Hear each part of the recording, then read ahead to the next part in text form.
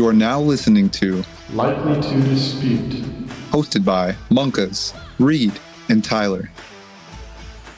How's everybody doing? It's Cevan, aka the Monkas. Join with me today, as always, is Reed and Tyler, and this is episode 20 of Likely to Dispute.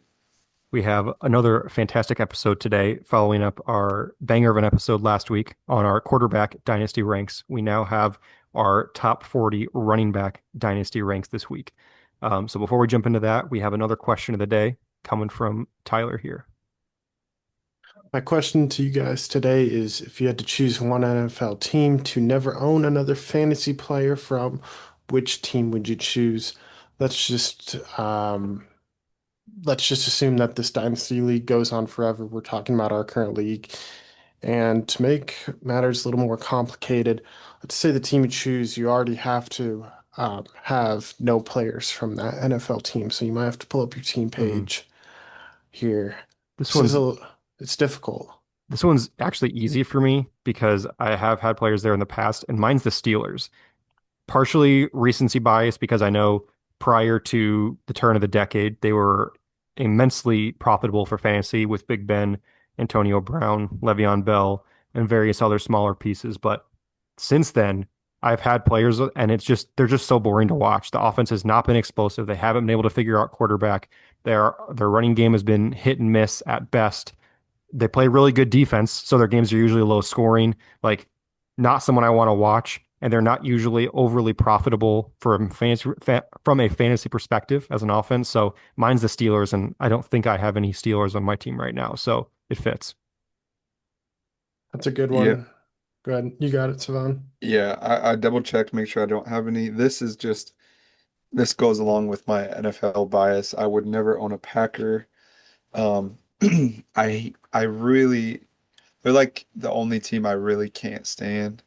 And so having to root for them wouldn't be fun. I drafted Jaden Reed last year in redraft and in Dynasty. I traded Reed in this league right away, but having to root for him was annoying because one, the type of player he is super hit and miss, so that was frustrating, and then having to root for him when he's playing the Bears was not fun. So I would just get all of that away from me. Yeah, I think it's a good point because like the rival player used to be such a huge sticking point for me because I always said that I would put the Chiefs over fantasy. Like the Chiefs' success made me happier than fantasy success. And now that the Chiefs' first 17 games don't really matter, I've kind of dropped that. But that's why it's like stuck me in the heart to take Jamar Chase this time last year because he hates the Chiefs. The Chiefs hate the Bengals. He used to tear up the Chiefs every week they played. So it really hurt me. But now that the Chiefs are just like a cut above them, it doesn't really matter. But like having to root for a player you despise is really tough. So I can relate to that. Yeah, both good answers there. I think I'm going to go with the Raiders. I've never enjoyed watching the Raiders play, similar to Reed with the Steelers there. And any excuse not to see Mark Davis's haircut on TV is a good excuse. And I also don't really care to be super engaged with the Tom Brady ownership, media attention that is there. So Facts. Raiders have just kind of been a place of dysfunction over the last few years, and I'm just totally good with not having my hand on any of those players. So, Rob, I was gonna say, was this a driving force of that trade? was not, but it certainly did not help Jacoby Myers' case to stay on my team. I'll let Rob enjoy watching Raiders games this year. Their stadium is beautiful, but I think your point about the Tom Brady ownership is very real. I'm already tired of hearing, like, especially like when he was, recruiting Ben Johnson to come there and they met at a ski resort or something, and you're like, why is this happening? Why are you reporting on it? Why do I care? Why is he involved like this? I think that was a fantastic point. So Yes. I am also over that. Moving on now to the meat and potatoes of the episode here. We have our top 40 dynasty ranks, and we will follow a similar format to last week. For those of you who did not watch last week, I'd recommend you watch it, but I'll give a brief primer. Again, we all ranked our top 40 dynasty running backs. Again, from a dynasty perspective, not just a 2025 view. Individually, we end up comparing notes. And in throughout the presentation, we will talk about the consensus ranking. The consensus ranking is from the website KeepTradeCut or KTC. It is not the consensus of our ranking. So how we compare to those will be how it's referenced throughout the presentation here. So jumping in, three players that we are above consensus on. We have two Jaguars running backs. Shout out to the throwback uniforms in those pictures because those are sick. And then I have Tony Pollard. So we're going to start here. A little bit of nepotism from both the Jaguars running backs owners here, but I think Cevan's is a little more egregious. So we're going to start with him. Travis Etienne, you have him at running back 20, 12 spots above consensus, where he's ranked as RB 32 on Keep Trade Cut. Why is Travis Etienne so high in your rankings?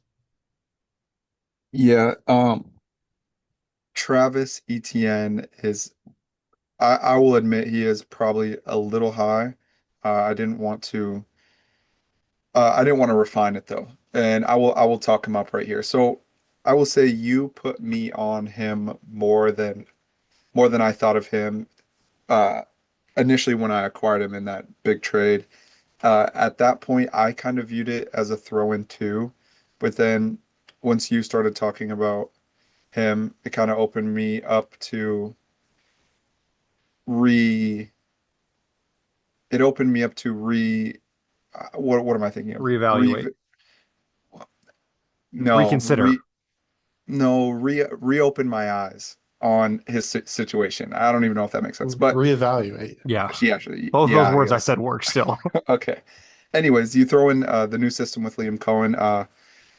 Contrary to my partner having Tank Bigsby, all the camp stuff shows Travis is getting all of the passing work, um, but pretty much not no rushing, but it looks like the split's going to be he's going to be getting all the passing work. Trevor Lawrence is a veteran quarterback.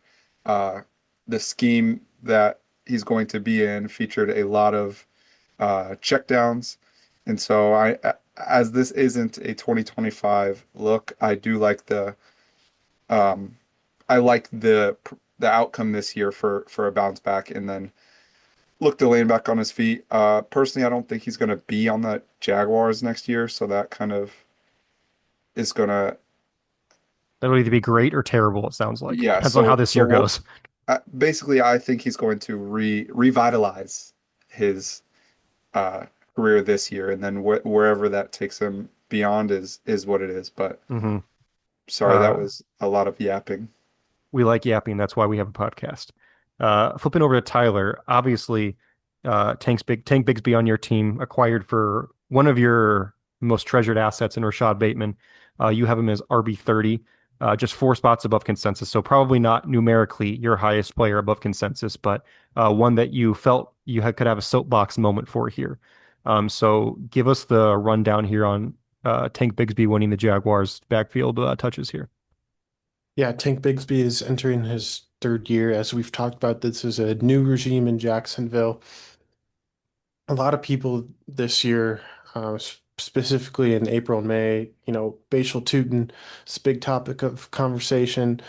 Travis Etienne, of course, we've seen be great in Jacksonville, and I feel like Tank Bigsby was kind of the odd man out there. And I figured that was a pretty decent time to buy low, especially for a guy who had, a quiet, or he had a good amount of success last year, but rather quietly. He last year he was above league average in yards per attempt. He ranked ahead of guys like Devon Achane, Josh Jacobs, Chase Brown, all of whom had successful fantasy seasons.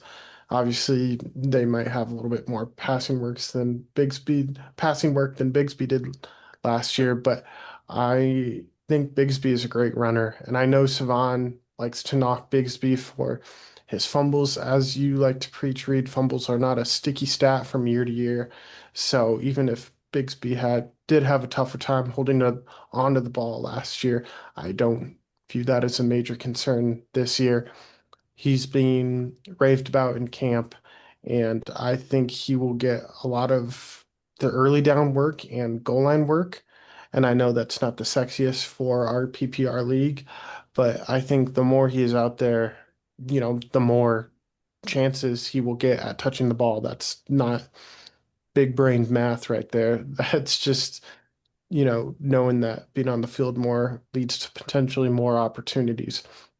So I think Bigsby has really shown out to this new coaching staff and uh, given them, you know, plenty of reason to believe that he can anchor this backfield. I think, you know, ETN has kind of shown all that he is, and I think Bigsby has a lot left to prove. So Mhm. I'm all in on Bigsby this year and beyond, and he's above consensus cracking my top 30 running backs. Yeah, I think the Can I fun. can Go I ahead, ask a Cevan. question real quick? This is this is just for you, Reed, because we're biased. Okay. So, um, by KTC standards, there are Tank is RB34 and Travis is RB32, so they're hmm basically the same. If you had to bet after the end of this season, who will be higher in the overall consensus? Well, my comment was going to be, I think the fun part about this is that I think both of you can be right. Like, there's enough work. Again, when you look at what the Buccaneers offense did last year with Liam Cohen, they had Rashad White was taking a lot of the work in the beginning, but by the end, Bucky was taking work and Rashad White was taking work. So there's room for two backs in a good offense to get enough to be fantasy relevant. So I don't necessarily think either of you are wrong here. So there's room for both of you to be right, especially with ETN potentially not being in Jacksonville after this year. There's definitely room for Bigsby to take an even bigger role next year and ETN to get a 2 or 3 year deal somewhere else to be the lead back. So personally, I would bet on ETN just because we've seen the draft cap or we've seen him do it. He's got significantly better draft capital. The pass catching skill set is well established at this point. So I would bet on ETN, but I also think um, I Tank don't is think perfectly fine to be in this spot. does draft capital really matter for No, it doesn't. ETN. Okay. It doesn't, but it in the respect that first rounders get a longer leash. I don't even what do you know what round Tank was drafted in? I don't even know. Third, Third, okay. Yeah, so when you draft someone as high as ETN, it obviously was not this regime, and he has done it before. So the combination of the draft capital and the has done it before, I think gets him quite a lot of leash. Whereas again, there's been a lot of players who are later round picks, they have 1 year and then they're just fried because they know they either didn't get a chance, they brought in a running mate who performed better than them. So I think ETN's having done it plus elite draft capital, there's a lot of staying power to that. So I would bet on ETN, but I also would not be surprised if it was Tank at this point because Tank was a unsexy but a good football player last year. So one more point I want to just bring up real quick is that I forgot to mention is I feel like ETN and Tootin are a little bit of a redundancy, whereas they're both pass catching backs, more explosive backs than Bigsby is. So that's also where I like Bigsby to separate himself from the pack there. Even LaQuint Allen, who's on the roster right now, I feel like is that pass catching back. So I feel like, those three can duke it out for their few catches a game, and I'll take Bigsby, who's carrying the rock up the middle every third play, and I'm totally good with that. Yeah, to me at this point, it seems like uh, either LeQuint or Bashal will be the successor to Travis, and then it'll be Tank plus whoever in the years to come. But yes, hopefully no, it's a I agree with fruitful your, offense overall with Liam Cohen at the yeah, helm. yeah. So yeah, I don't have a ton to say here. I have Tony Pollard, RB23 in my rankings, RB35 on KTC, so the lowest of the three players ranked here. I just think his value is getting really undersold as far as how much he can provide. And, you know, 2 years ago with the Cowboys, his last year with the Cowboys, he was coming off a broken leg in the playoffs, and then he just didn't quite look right that year with the Cowboys.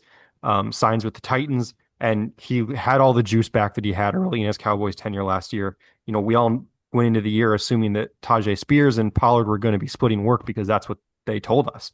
And then Pollard ended up just taking all of it, just like 90%. You know, he took way more than he was expected to get. That made Spears mostly irrelevant for a good portion of the year, as he also battled through injuries. So I think it's worthwhile to value the production that he has. And Pollard is not that old. Like, I think he's been around for so long. Like, he's been a part of the fantasy community for a while. So people think that he's way older than he is. And he's only 28. So like again, even if you only get 1 year, even if you only get 2 years out of him, hopefully this Titans offense is better. There's gonna be more scoring opportunities, hopefully. So even if Spears does take a little bit more work this year, which as a Spears guy, I do think he will, there's still gonna be more scoring chances, hopefully running more plays overall, so more chances for more touches.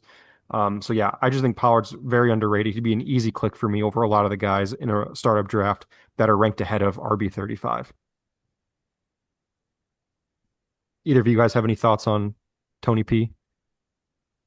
No, not Who too much. I'm not as high, but I like him for some of the similar reasons you said. you actually have him the exact same as Reed at 23. Oh, wow. That's embarrassing. Welcome to the club. I misread that then. 1,300 Yeah, yards last year, in only 16 games, missed one game. So there's a that to me feels really aggressive to have him in RB35. He yeah, was a top 12 or top sorry, PPR he was RB8 and then RB14 with the Cowboys and then he was RB21 last year. So yeah. For me, I'm a little lower, which is honestly surprising. I have him at 27, which is 8 spots above. But no, I'm in on him. I think he's like he would be an ideal three on any team. mhm, Um, yeah, but I would side with him over Tajay agreed. uh, for at least this year. Mhm, agreed. Couple of Jaguars running backs and Titans onto below consensus now. We have probably the most egregious take that we'll hear in this entire podcast today with Cevan and Isaiah Pacheco.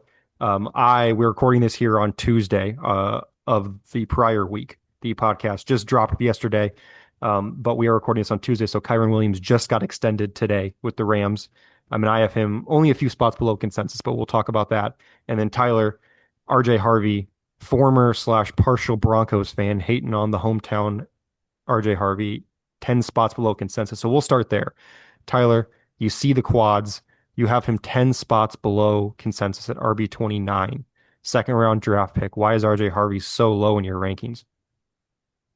RJ Harvey, yeah, I am pretty low on him as a whole. I, as has kind of been a theme, I'm pretty low in the Broncos offense, and RJ Harvey's no exception to that. RJ Harvey is an older rookie in the NFL, and that's not my Unk big, status, some might say. yeah, that's not my big point I'm bringing up here. I really think that this running back room will be a committee. We've seen Sean Payton do this with the likes of Mark Ingram and Alvin Kamara. And I just am worried about RJ Harvey and the run he'll get this year and next and beyond. I could see him, being hyped up as a rookie this year, but, quickly falling down the ranks as the season goes on. And at the combine, his athleticism score ranked 12th amongst running backs, which isn't particularly Out of how impressive. many? Uh, There's probably like 50 plus running backs at the combine. Maybe That feels pretty high. 12 feels pretty high. Why I know you don't, well, threw me off my game, but he we will, wasn't we he. will circle back on But the athleticism score. relative to where he was drafted, he was not the 12th running back off the board. Well, yeah, it's not always a 1-to-1. I understand, but I'm just saying, He like, seems relatively athletic. you're just okay. That could be Mike Davis. You'd be saying that. You were in on Mike Davis in that Falcons year. I was Who because of wasn't? this, like a similar picture, big Yeah, the quads, quads. man. Yeah. Anyways, I think seeing training camp reports, it sounds like RJ Harvey's maybe struggled with pass protection a bit. That's never going to go over well with coaches. Makes the running backs a little bit harder to trust if they aren't able to offer a little bit of protection to their quarterbacks. I I think J.K. Dobbins, Jaleel McLaughlin, and Audric Esme, I think their roles are all being undersold and underhyped right now. I think they will all get You're going to be theirs. four running backs in the committee. Uh, I mean, I don't want to say like every play is going to cycle through or every drive is going to cycle through four running backs, but I'm sure there will be times where all four of them get their run. I don't think that's That's music to too, Savan's ears as the Audric Estime owner. yeah. So I don't, I guess what I'm saying here is I don't see RJ Harvey as the lead back in this running back room. I just see him as another back. And so I don't think that bodes super well for his stock this year or beyond. And so I'm out on him as the RB 19 in Dynasty, according to KeepTradeCut. I think that's Hmm. an egregious overpricing. Egregious. It is Wow. egregious. I mean, a top 20 running back for a guy who's 24 and offense that, doesn't, outside of Bo Nix, isn't the most inspiring. In a running back committee, it's not for me. I'll gladly be out on RJ Harvey, and if his stock skyrockets this year, then I'll wear it. I have him as RB20. Savannah has him as RB23. So we are both below consensus by at least a rank, but higher than you. For me, I, I don't disagree with some of the points. I do disagree with some of them, but not all of them. I just think you're underselling that the fact that Audric Estime or Jaleel McLaughlin are going to be end up taking work from him. Like J.K. Dobbins definitely like will be getting work. They didn't sign him for no reason, but as we all know, probably the lengthiest history of injury, serious injury of any fantasy player that still exists in the game today. So how much can you count on him before? I don't know, but he'll definitely get the ball. But I mean, he's a second round running back. I don't care what the age is in his rookie year. He's 24. Like Tyler Shuck, independent. Like I don't care what the age is in the rookie year. You're only playing for a couple of years. So, and as you mentioned, he has run committees. But when you mentioned Mark Ingram and Alvin Kamara, both of them were incredibly productive fantasy backs when they were on the Saints. So I think there's definitely a case. As I said, I have him 9 spots higher than you do. I can't say I'm all the way in on him. I notably passed on him in our rookie draft. But at the same time, I think it's probably a little aggressive, but I could also see the case. Yeah, I don't think it's going to be an incredible Broncos offense, but it should be better than last year. And I think he's going to get a lot of touches out in space to make people miss. So, Savan, Yeah, Harvey, thoughts? it's yeah. So obviously in Sean Payton's Saints days, he had two stable backs the whole time. Last year they kind of played what seemed like hot hand. Whoever had the hot hand was getting the touches. They brought in Harvey and JK to hopefully shore that up. But as we know, Sean Payton he does whatever he wants. If uh, I think whoever is going to end up being the guy is going to have to earn it early. I do think it's an interesting room because just because Peyton brought in J.K. Dobbins, I don't think that signals that he's guaranteed anything. I, I don't know if this is a take about anybody, but just the Broncos backfield as a whole. Um, More or less, I feel like just somebody's going to have to take the job. If I had to bet on it, I would think it would be Harvey based on the draft capital. I I don't think 29 is a terrible rank for this. Like Reed said, I have him at 23, but I can hear both sides of the argument. So I There I were, think I think it's also worth noting, like Tyler, in your rankings, you have him at 29. You have him 1 spot ahead of Tyrone Tracy and 1 spot behind Tyrone Tracy and 1 spot ahead of Tank Bigsby. Like, I don't think that's like an egregious company to have him in. Like, I think that's probably lower than his median outcome, but at the same time, like that feels like a perfectly normal spot to have him. So, yeah, like overall, the number I think seems aggressive, but the company you have him in, I don't think seems crazy. yeah.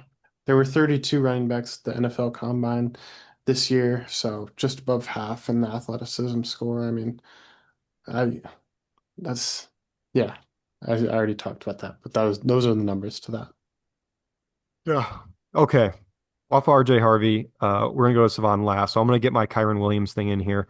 I did adjust my rankings. I moved him up 2 spots after the extension. I just don't see. First off, everybody kind of knows at this point he's not an explosive player. He's not going to be ripping off big runs. He's going to be a guy who gets a lot of touches, and that is what makes him him. My worry is that if any of the Stafford stuff is real, if he's not going to play, if he's going to miss time, that torpedoes his value because he's very not touchdown dependent in the way that you would think of someone like that needs to score a touchdown to be relevant. But in terms of him putting up games at running back that you really want to have and you need to have in your lineup, 20 plus point games, he does need touchdowns. Like he's just not a crazy receiver out of it. He's solid, but not a crazy receiver. And I think for me, the the way that he is ranked at RB12 There's just other people behind him that I'd rather have that I think provide more explosive plays, that provide a more stable offense, more stable role. I think again, it's only three spots below consensus, but the closer you are to the top, the lower numbers become more important if you think about it as a percentage of their rankings. So I will not fight. You guys have him higher than me. Cevan has him at RB9. Tyler has him at RB10. So both a couple spots ahead of consensus. He's just, I guess, not my flavor, but I also can totally see, given his track record of production, I can see the case for him being that high. So, you guys have any thoughts on Kyron, his ranking, where you guys have him, where consensus is? For me, I mean the extension's huge. He's locked up for at least 3 more years. He I don't have the I want to okay, I don't have the numbers, so I'm not going to make some up. But uh I believe it's three for total 33 with 23 no million guaranteed. not that. Um he was responsible for, I believe, the largest workload of amongst all backfields in the Hmm. NFL last year. It seems like he's always a threat to be injured, but never does get hurt. So he's kind of like proven his wear and tear, if you will. And yeah, it's just the workload that he was given as a late invested in guy, and then now they actually do invest into him. Um, I know they've drafted a running back the last 2 years, but I think that's at this point it's just an insurance policy. He's going to be the feature guy for as long as he's there. Whether Stafford's there after this year is to be determined. But for what we know right now and beyond, he will he'll just keep getting the work, and he's in a good offense, so uh, they're always going to have a high team implied total. So I being think, on a being the running back on an offense that's going to score a lot is a good success. okay, so you want to talk about Isaiah Pacheco now? I didn't get to say anything. No, no, Uh, I was just joking because he oh, said running back on a team that's going to score a lot of points, and then we're going to talk about his Isaiah Pacheco take. Sorry, gotcha. I was just saying, I think you brought up a good point there. Like you think about, as I said, he needs volume to be effective. He's not going to be ripping off long touchdown runs. He's not a huge receiver out of the backfield. Like if like his share of the running back touches goes down even a little bit, like even if you know Jarquez Jarquez, I don't know which one it is still. Hunter takes away, he's not going to take his job, obviously, but take some touches out of the backfield, like even, 6 or 7 or 8 a game, that cuts into his total touches, and that's what he needs to thrive. Like if you look at his page, like he's getting 20 plus carries just about every game. So you see a couple of those go elsewhere, then suddenly he becomes kind of touchdown dependent. He becomes a guy that needs a touchdown to really pay off. And that is what scares me for a guy who's not super explosive. Tyler. Yeah, I was gonna say right now, Kyron kind of reminds me a little bit of Josh Jacobs when Josh Jacobs, and his yards per carry was a little bit lower in 2020 and 2021, and people were kind of cooling off on him and redraft and were kind of scared to draft him, and then he ended up being just fine, and that's kind of how I feel like Kyron Williams is this year. He's yeah, he scored 15 and 16 touchdowns the last 2 years, so I think that his touchdowns feel a little bit more sticky, and I'm totally fine having Kyron higher. I believe I have him at 10, I RB, believe. yeah, RB10. He feels safe to me. I don't need him to be, ripping off 40-yard runs every game or anything like that. I think this is kind of a low point for him right now, maybe, or not a low point, but he's kind of is just what he is at this point, and I think the Stafford stuff is probably the most compelling point to, maybe what knocks his value a bit. But I'm still in on Kyron, and um, I'm not gonna over. I don't overthink this one too much. Good. We don't want thinking here. That's anti what we're going for. Right. No, I'm just kidding. Okay. We have to address it. The worst take we're gonna have on the pod today. Cevan didn't even have Isaiah Pacheco in his 40 running backs, top 40. And I told him that in order for us to do this pod and to create the visuals, I would not do it until he added Isaiah Pacheco. So here he is at RB 14, 16 slots. below consensus, where he is ranked as RB 24 on KeepTradeCut. So Cevan, um, I guess let us know what's going through the old noggin on this one. Okay, so Isaiah Pacheco. Let's see that the Chiefs are in a bit of a tight money situation. So if you want to blame that, sure. They had the chance to invest in him this offseason. They didn't. Number one. Number two, obviously he's coming. Well, he'll be a year. No. Did he get hurt during last season or the year before? Yeah, Sorry. week 2 of last season of Okay. 24. So he's within a year of a fibula fracture? Correct. Okay. He's within a year of fracturing your fibula, which if you've seen how Isaiah Pacheco runs, he needs that. I think all Um, guys who run need their fibula to be intact. Probably fair. Yeah. I can agree with that. Um, they function fine enough. I know Reed talks about they're going to be in a really good offense. Um, they were the only offense in the league through 16 weeks to not score 30 points. So hmm that's a great offense to be in. Um, they just lost their all-pro guard. They're starting two first year two first year offensive linemen, one at left tackle, and then Kingsley Suamataia is moving inside a guard to replace a sure first ballot Hall of Famer. I Um, don't know about that one. Joe Tooney, He will probably might be a Hall of Famer, but I don't think he's a surefire first ballot Hall of Famer. four Super Bowls and five first team All Pros don't get you Are first you ballot, crediting Super Bowls to a guard right now? but it doesn't. I don't know, but I don't think he's a surefire. Either way, he's still 33, I believe. Very good player. Moot Go point. ahead. Moot point. Um, the conclusion I want to come with this, I was thinking of a comp because this is me calling my shot. So, seventh round pick from Rutgers. Oh my Kyle gosh. Monangai. No, Stop. this is not going to Kaminga guy. He's a seventh round pick from Rutgers. Uh, he had a good sophomore season. My comp for Isaiah Pacheco for the rest of his career is going to be Philip Lindsay. Philip Lindsay had 1,000 yard season. Correct, which Pacheco already did that. And then what happened to him? Because so you're saying he's going to get replaced now because Philip Lindsay had one relevant season. Correct. And what has Pacheco had? Oh, no. I'm saying that in order for that to comp to work, that he needs to get replaced now. Yeah, he'll get replaced. He'll bounce around. So He'll be who's going to replace him on the Chiefs this year? doesn't matter. Well, you have to My have if you say someone's going to replace him, you have to have a Kareem Hunt. backup. Kareem Hunt. Okay, so We'll the go with guy that Kareem they Hunt. brought back for like $1 million with no guaranteed money. Yes. Okay, wow. Regardless, I just couldn't be more out on Pacheco. I think the career is done after this season.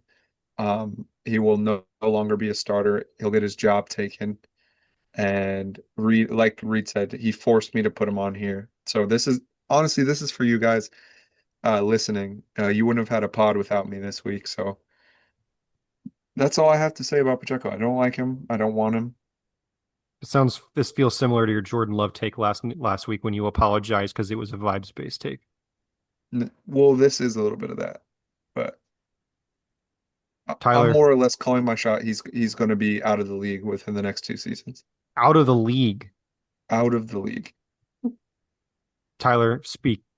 I don't even know if I want to speak. No, I don't want to. You're the Chiefs fan. I don't have a dog in this fight. I mean, I do because I have him ranked higher, but I don't, I would not have the right words to say. My dog in this fight has nothing to do with my Chiefs fandom. It has to do with my common sense. It's an insult to common sense among our viewers. To not have Pacheco in your top 40 running backs would get us kicked off the air. So I had to make sure we sustained our viability on YouTube right now. I can't even get over how you came to this saying he's going to get replaced and didn't even know who's going to replace him. What does that even, how is that your take that you can't even back it up with who's going to replace him? Just a very bad take. Isaiah Pacheco was running back 14 in points per game in 2024. He had two good games in 2025, or sorry, 2023.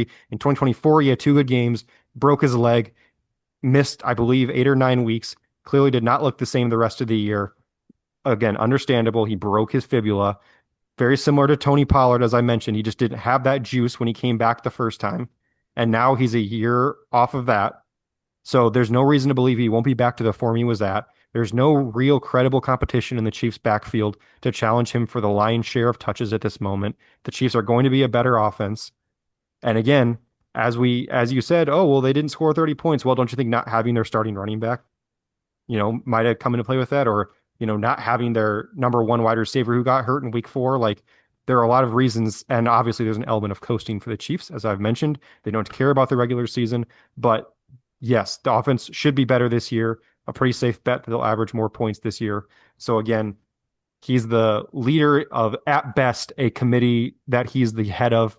At worst, he's the head of a committee. At best, he's getting almost all the touches in what should be a good offense. He's already done it before. Could he be off the Chiefs next year? Yes, it's possible. And them not investing in him is completely irrelevant point because they paid Trey Smith, they paid George Karlaftis. They're still working to pay Trent McDuffie right now. Investing in the running back coming off a broken leg was completely irrelevant. So just an egregious take, in my opinion. Having him off you can be out on players based on their, like, there's lots of guys I'm completely out on based on their cost. But you cannot be completely out on a player just because you don't like the player. That's not how fantasy works. Every player makes sense for the right cost. So egregious take is my final take there. Give me Kareem Hunt in total fantasy points this season. Done. Easy. Easy money. No games minimum. I'll take Louis Reese Zamet. He just went back to rugby. Literally, he retired and went back to rugby like last week. Uh, Shame. Shout out to Fine. James for taking him in the inaugural draft. Yep.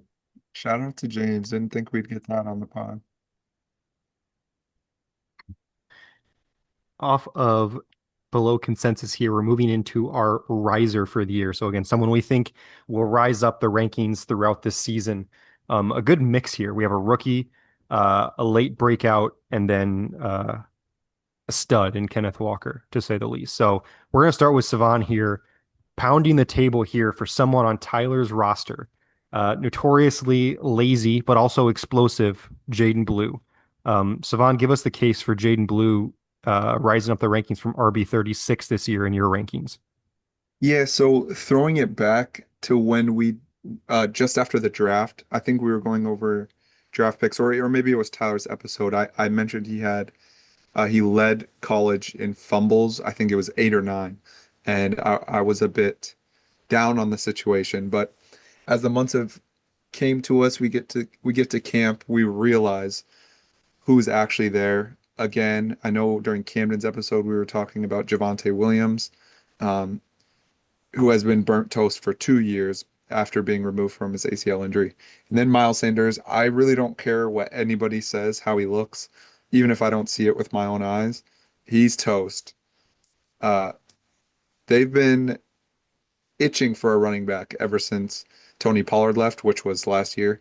Um, they tried to bring back Zeke. They tried to bring back Dalvin. They had to force Rico Dowdle to do anything. And overall, the running game just hasn't been great ever since Zeke and Pollard that one year, 2020, It was 2022. 22, yeah, because 22 at the end of the year was when he broke his leg. So yeah, Yeah. 22. So yeah, they've been searching for anybody to take the job, and uh, he's RB36 for me. Is he even on the list? I don't believe so. I do not believe he is in KTC's top Yeah, oh, 40. he's 42, yeah. 42, yeah. And so 42 in KC, all he really needs to move up in the rankings is to be named the starter. Um, Everybody's infatuated with rookies, and so if he's named the starter at any point, which I would guess is earlier than later, also he's got a very exceptional receiving skill set and pass catchers at the running back position for fantasy eat.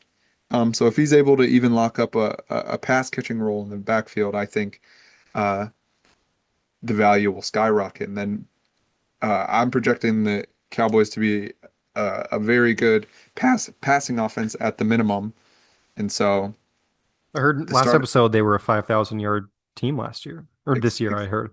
exactly Um, that would be great. And so if he's the pass catcher, you're factoring him to get a lot of work. Dak's again a veteran quarterback that's not scared to check the ball down, and so um, I think he's a sneaky LM target at the end of the draft for me. um, well, first off, I don't want any Rico Dowdle slander. He was a 1,000 yard rusher last year, Correct. but Forced into it. but we'll kick it over to Tyler, who is the league's Jaden Blue owner right now. Tyler, what are your thoughts on Jaden Blue being a riser, other than you'd like to see it? I mean, yeah, you mentioned some of the reasons I kind of drafted him in the first place, and it was primarily that pass catching ability and what he can bring that those other running backs don't have. So that's pretty much as simple as it gets for me. I'm a little bit more skeptical that of how easy it is that he'll come into that work. But we'll see. I definitely would not say he's a faller or anything like that. I mean, He couldn't fall so that much further, to I be was fair. just gonna say, Yeah. yeah. Yeah, no, I don't disagree at all. I especially agree with the points that Miles Sanders and Javante are toast, that there is definitely an opportunity for him. I think when you look at college, like he was never a workhorse. He was almost primarily a receiving back, or not exclusive, not pri he was primarily a receiving back, but he was never someone that they turn around and hand the ball to 15 or 20 times. So I don't know if there's a role like that in the NFL for him, but as was mentioned, like you can be a guy who gets 5 or 6 targets and 8 or 9 carries and in a really good offense. That's a fantasy relevant role. And if he's even able to get even, double digit carries per game and some targets, like then you're looking at someone with a ton of value. So I definitely could see it. He wouldn't be my pick, but I could definitely see it. Yeah, like a James White would be like Mm, a good comp. A guy who very, you very know nice. who's a lineup lock strictly because they're getting that 5 to 7 targets a game and the three to Hmm. five carries a game, which Hmm. is which has proved to be valued.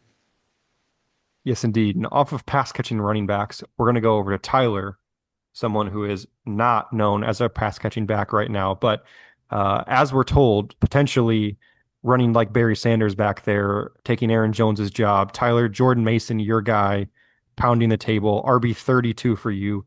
How could he be a riser this year in a committee? I absolutely love Jordan Mason. He is one of my favorite players that isn't on my fantasy team. I wish he was. I tried to acquire him.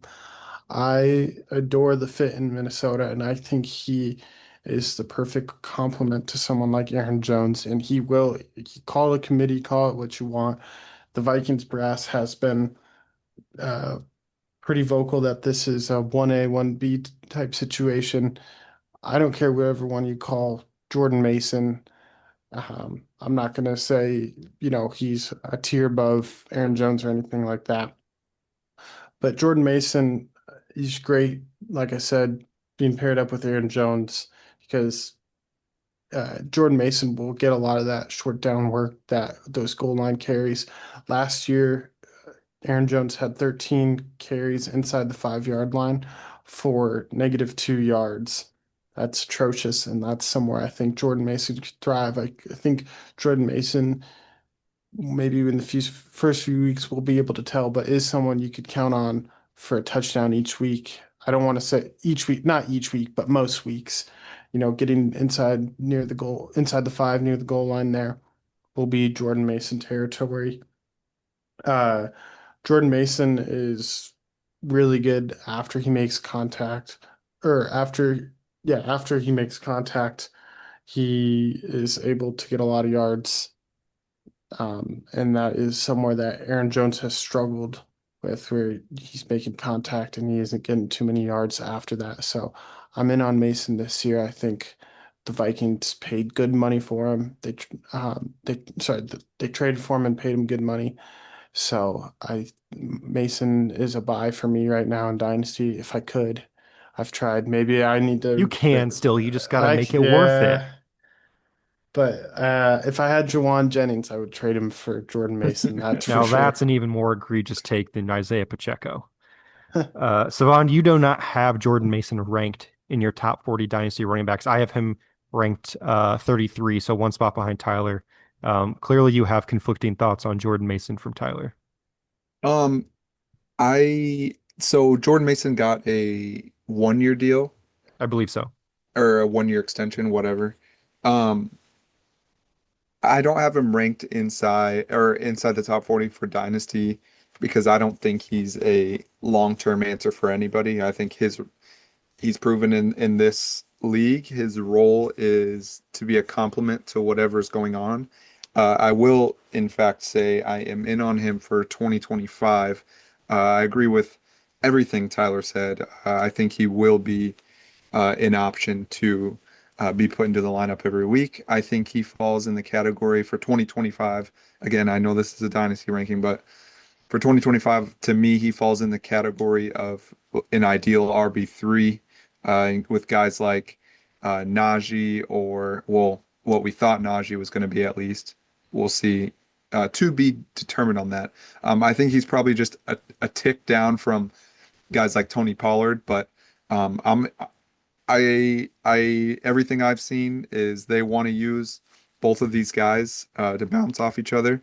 Um, and with Aaron Jones being on the wrong side of 30, it's good to preserve a guy like him. And Jordan Mason being a late breakout means he's got way less tread on the tires. So also with him having a first year starting quarterback, everybody says run the ball, play defense. So I think everybody or most people project the Vikings to be winning a lot of games. So if he could just be getting those garbage time points when they're grinding down the clock. He's that grinder type, and so on early downs and in grinding situations, goal line, things like that, I think he'll be that featured back. And so um, I think he's kind of got a lot of volatility. I don't think I had him in that section, but he's a guy for me that on any given week could give you depending on the game script, he could get anywhere from 8 to 18 touches, in my opinion. And then always having that chance to score,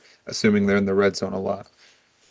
In the first 5 weeks before he got injured in week 6, 4 of his 5 games, he averaged over 5 yards per carry, which is just bonkers in my opinion for a guy who Bonkers. had That's bonkers.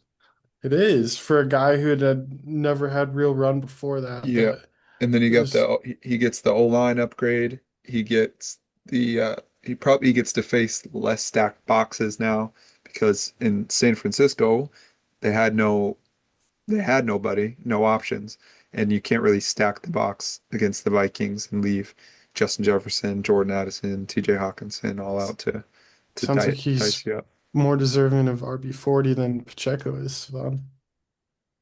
Yeah, like I said, I was forced Hmm. for Pacheco. Well, you removed Tyrone Tracy for him. So again, another questionable decision. But overall, I do echo the sentiment on Jordan Mason. Like I think that there's a real potential for him to carve out a role. Aaron Jones is old. Hopefully the offense is good. I'm not a JJ guy. Neither of Tyler and I are JJ guys, but hopefully they're in position to score a lot of touchdowns. I just don't see from a riser perspective, unless he takes over the backfield or Aaron Jones is gone, even though he's under contract next year. Like, I just don't see a situation where he's a heavy riser through the ranks. Like, even if he becomes a touchdown vulture, I just don't necessarily see it. But Yeah, overall, I I, agree with f- Cevan. Like, for 2025, I'm a big fan of what he can provide as like a third running back on a team. I feel like it's like he can be what David Montgomery was 2 years ago. Okay, well, are they going to score a bunch of points like them? I mean, hopefully, Okay, I for guess his that's fair. case. And the other aspect I think is worth noting. I'm not saying that Jordan Mason's a bad football player because I don't think he is, but like when you look at the number of running backs who are productive in the 49ers system, it's like all of them. Like obviously McCaffrey, Jordan Mason was productive, Isaac Arendo was productive, even Patrick Taylor was productive in the Week Uh, 18 game. He averaged 6.5 yards a carry, which apparently is bonkers. E- So what about wait, Tyrion Eli. Davis Price? I don't think he got any run, but I was gonna say Elijah Mitchell, Raheem Mostert. yeah. So, while again, I'm not anti Jordan Mason. I do think he's a good football player and he has a chance. I also think that just saying he's going to be like, oh, look how he did the 49ers. He's going to do that in Minnesota. I don't necessarily think that's the case, especially since the Vikings had some serious O-line issues towards the end of the season last year, as we all notoriously watched in their last couple games. So um, I'm a fan, just not a fan in this category per se. So, okay, I have Kenneth Walker. He's a really good football player. Hopefully their O-line is improved. He's buying the injury dip is clear. From the riser perspective, from RB13, I think it makes a lot of sense. When you look last year, before he suffered that injury in the first part of the season, he was RB5 on KTC. He literally was a top 5 dynasty running back. And then obviously he missed a chunk of the year. I think he came back for one game and then either re-aggravated or aggravated something else and then missed the rest of the year. So he still ended up playing 12 games, 15, or sorry, I believe it's 15 or 14 games both of the past 2 years. Let me double check that real quick before I say an incorrect number. Sorry, 11 games last year, 15 both of the years prior. So for me, this is a really easy one. If he stays healthy, he's going to be higher than this at the end of the year. I don't think there's any question about that. He's in a new system. Clint Kubiak does a lot of work with the running backs. He said he's excited for Kenneth Walker, what he can do, getting him out in space, throwing him the ball, screens, getting him on linebackers, outside zone runs that really fit his style well. So he breaks tackles more than at a higher rate than anybody else in all of football last year. So I just think this one makes too much sense. I would be, if he plays 15 or more games last year, I would be incredibly surprised, or this year, I'd be incredibly surprised if he's not a top 12 running back at the end of the season. So I'm So not one spot. at least a top 12 running back. Like I said, he was RB5. He was literally a top 5 running back in dynasty value in October of last year. So I think this one's an underrated one. And again, it's not like, yeah, Jaden Blue at running back 36, he can go up 20 spots, but like you don't need to go up that much as RB13 to be a significant riser. So So let's do this quick. okay, let's hear it. No, I'm I just want to see where you're at. So Kyron Williams, can you jump him? Yeah. Just we could Again, rapid if he fire. plays 15 games, I'd be very Yeah, surprised if he's okay. behind Kyron Williams. Let's assume 15 plus games. I just want to like Yep. see. Okay, so Are we Kyron, assuming the yes. health for the other players as well? Yes. Okay. Kyron, yes. Are we saying could he or will he? Uh Like, if would he I bet plays, on it? yes. Okay, yes, I would bet on him passing Kyron. Okay, Chase Brown, Yes. Brees Hall. Iffy. I like Brees Okay. a lot. Travion Henderson. I think it's egregious. He's ranked ahead of him right now. So yes. Okay. One more, Jonathan Taylor. Probably. Could he? Yes, I would not bet on it though. Yeah. He's Okay. 2 years younger than Taylor, so there's at least an edge age-wise by 2 years. But Jonathan Taylor's really good I at just football. I just feel like at max, like I understand what you're saying he was at last year, RB5. Even if that I can feel like that was brief, that I feel like that's not really Well, yeah, it was painting. brief because he got hurt. Yeah, but like even if he didn't get hurt, if he had some underperforming weeks, he wasn't gonna stay at RB5. Well, if you take out all the weeks he was good and plugged in some more bad Okay. weeks after that, he probably wouldn't have been Okay. ranked that high. Well, yeah, obviously. You could I'm say just that about anybody. I don't think yeah, I think at most he rises 10 or not 10 10 three spots, I'd be good with that. 3 spots at most. At Like absolute most, even though once again, last year with an injured offensive line, he was RB5. At most, he can get to RB10 this year. yes. That's wild. Cevan's with me. I think the only person he could pass The only person he can only pass would be, one player? I think he could only pass Chase Brown. Trevion Henderson has not played a snap in the NFL, and Kenneth Walker's a 24-year-old RB1 last year by points per game, and you don't think he can pass him? Correct. We need to end this pod because you guys are just on one today of bad takes. I disagree. I know you disagree. It's your take, but it's a terrible take. I did not say one, but Yours was better, but again, yours statistically makes no sense after he was literally RB5 last year. I just think it's For like 4 games, he was RB5. I don't care if it was Hey, 4 games you or 4 years, saying that he can only go up to RB10 when he was literally RB5 last year. Yeah, but at that point, that'll be 2 seasons more that he's played since that ranking. It's like when Cevan What? last year tried to sell B-Rob to me as an RB1. He was one, Yeah, but you're it's doing the like same thing. it's No, no, not no, no. He finished it's last year as RB12 in point. That is an RB1. He finished Oh last year yeah, as an RB1. He is 24 years old. The only reason he's ranked where he is because of health. we can have which a is different valid. discussion sometime on points per game versus total points Yeah, that because that's that yeah, no, the health is valid, but the exercise we just did was if he plays 15 plus games. yes, I agree with you. And as we talk, no, we can't have an argument, Tyler, on total points versus points per game because as I showed you, points per game is more predictive of next year total points and points per game than total points is. So you can try to knock his total points because he was hurt, but his points per game is a lot more predictive of next year than how many total points he scored. And yes, it's more predictive, but you can't just say he was an RB1 last year because I he can. wasn't. He He wasn't played a reasonable amount of games to say that his production was RB1 worthy when he was on the field. RB1 worthy and RB1 are different. That's okay. He was an RB1 when he was on the field. And Fact. now, okay, but he was not on the field as much as I everyone said else. when he was on the field. And again, I'm not trying to play this game of will he, won't he be healthy? Because nobody has any idea if anyone's going to be healthy. Everybody's injury prone until they're not, and everybody's healthy until they're not. Cole Kmet had never missed a game in his life, according to Cevan. And now when he got hurt today, He's cleared. He avoided serious injury, so he'll be everybody's fine. hurt until they're not, and nobody's hurt until they are. Saquon was injury prone until he's not. It's And, betting on players to be healthy or not healthy is stupid. So I'm not going to say, well, he's only going to play 11 games this year, so he can't be that valuable. Why don't I bet on the really talented player and let the injury luck play out how it is? He's only had 1 year where he missed major time. All but right. every year he's missed time. So a lot of players miss time. Missing 1 or 2 games in a season is not that big of a deal. Okay. Most players miss time. And as I proved to you, scoring more points per game and missing a few games is more valuable than scoring less points per game and playing in every game. We'll see how it plays out.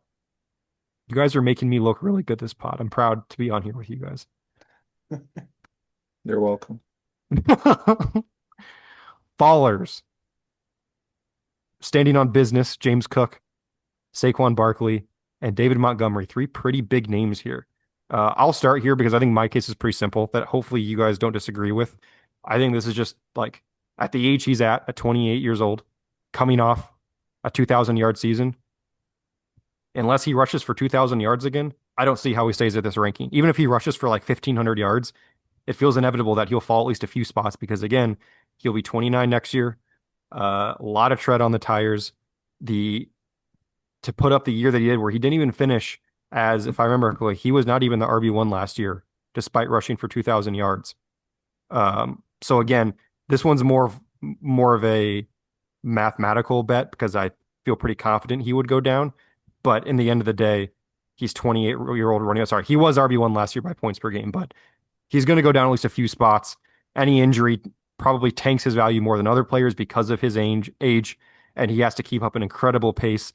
The Eagles ran the ball so much last year at a rate that's crazy high that just never sustains over time. So Eagles throwing the ball more, running the ball less. 28-year-old running back coming off a historic season. I think it's pretty safe to say he's not going to be RB4 at this time next year. Any disagreements? No, that's pretty much just a safe one. You got the age plus the people behind him. There's a lot of young guys behind him, and Yeah. so pretty much Oh, if sorry. you're Wait, he's RB5 right now. He's RB4 in my rankings, but same thing. okay, yeah, Go ahead. but pretty much if you're young slash a rookie, you already get ranked high, and then if you show any sort of promise, you just get pushed up the board, and so. Yeah, if he doesn't repeat what he did last year, Hmm. I think even if he did repeat, he would at best maintain. Hmm. So there's really nowhere else to go but down when you factor in being ranked this high plus almost at 30 years old, Hmm. then yeah. Yeah, I think this pick was probably a cop out for me because again, like I could put by the number 1 running back and be like, yeah, he's gonna fall because well, yeah, where else is he gonna go? He can't go up. But I do think this is just more factoring in the contextual factors of Saquon at this point. So Tyler, any say and sorry, and I'm not out on Saquon this year by any means. I'm just here are the facts. He's probably going to be down from where he is now. Tyler, any thoughts? No, nothing else on Cevan. Okay. We'll go to James Cook, formerly on my team, now on the great team of Cam Thorne. Standing on business right now, showed up to camp, didn't reported, practiced, and now is no longer practicing.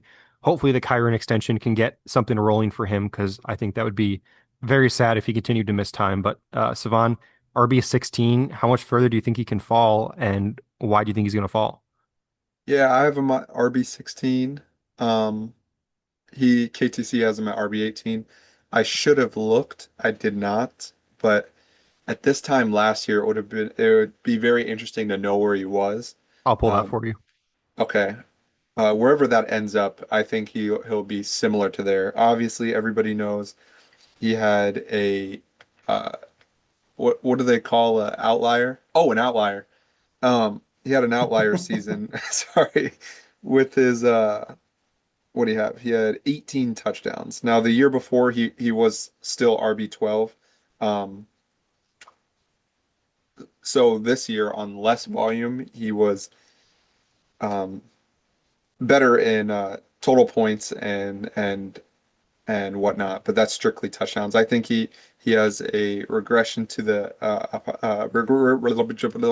he has regression to his mean, which before that was about 5 or 6 touchdowns. So if you just chalk him up for 7 or 8 touchdowns plus the incoming breakout of said Ray Davis, um, they kind of showed last year, even though Cook was the winner in the backfield, that they kind of like deploying all three backs with Ray Davis and Ty Johnson, and then you factor in Josh Allen runs the ball a little bit.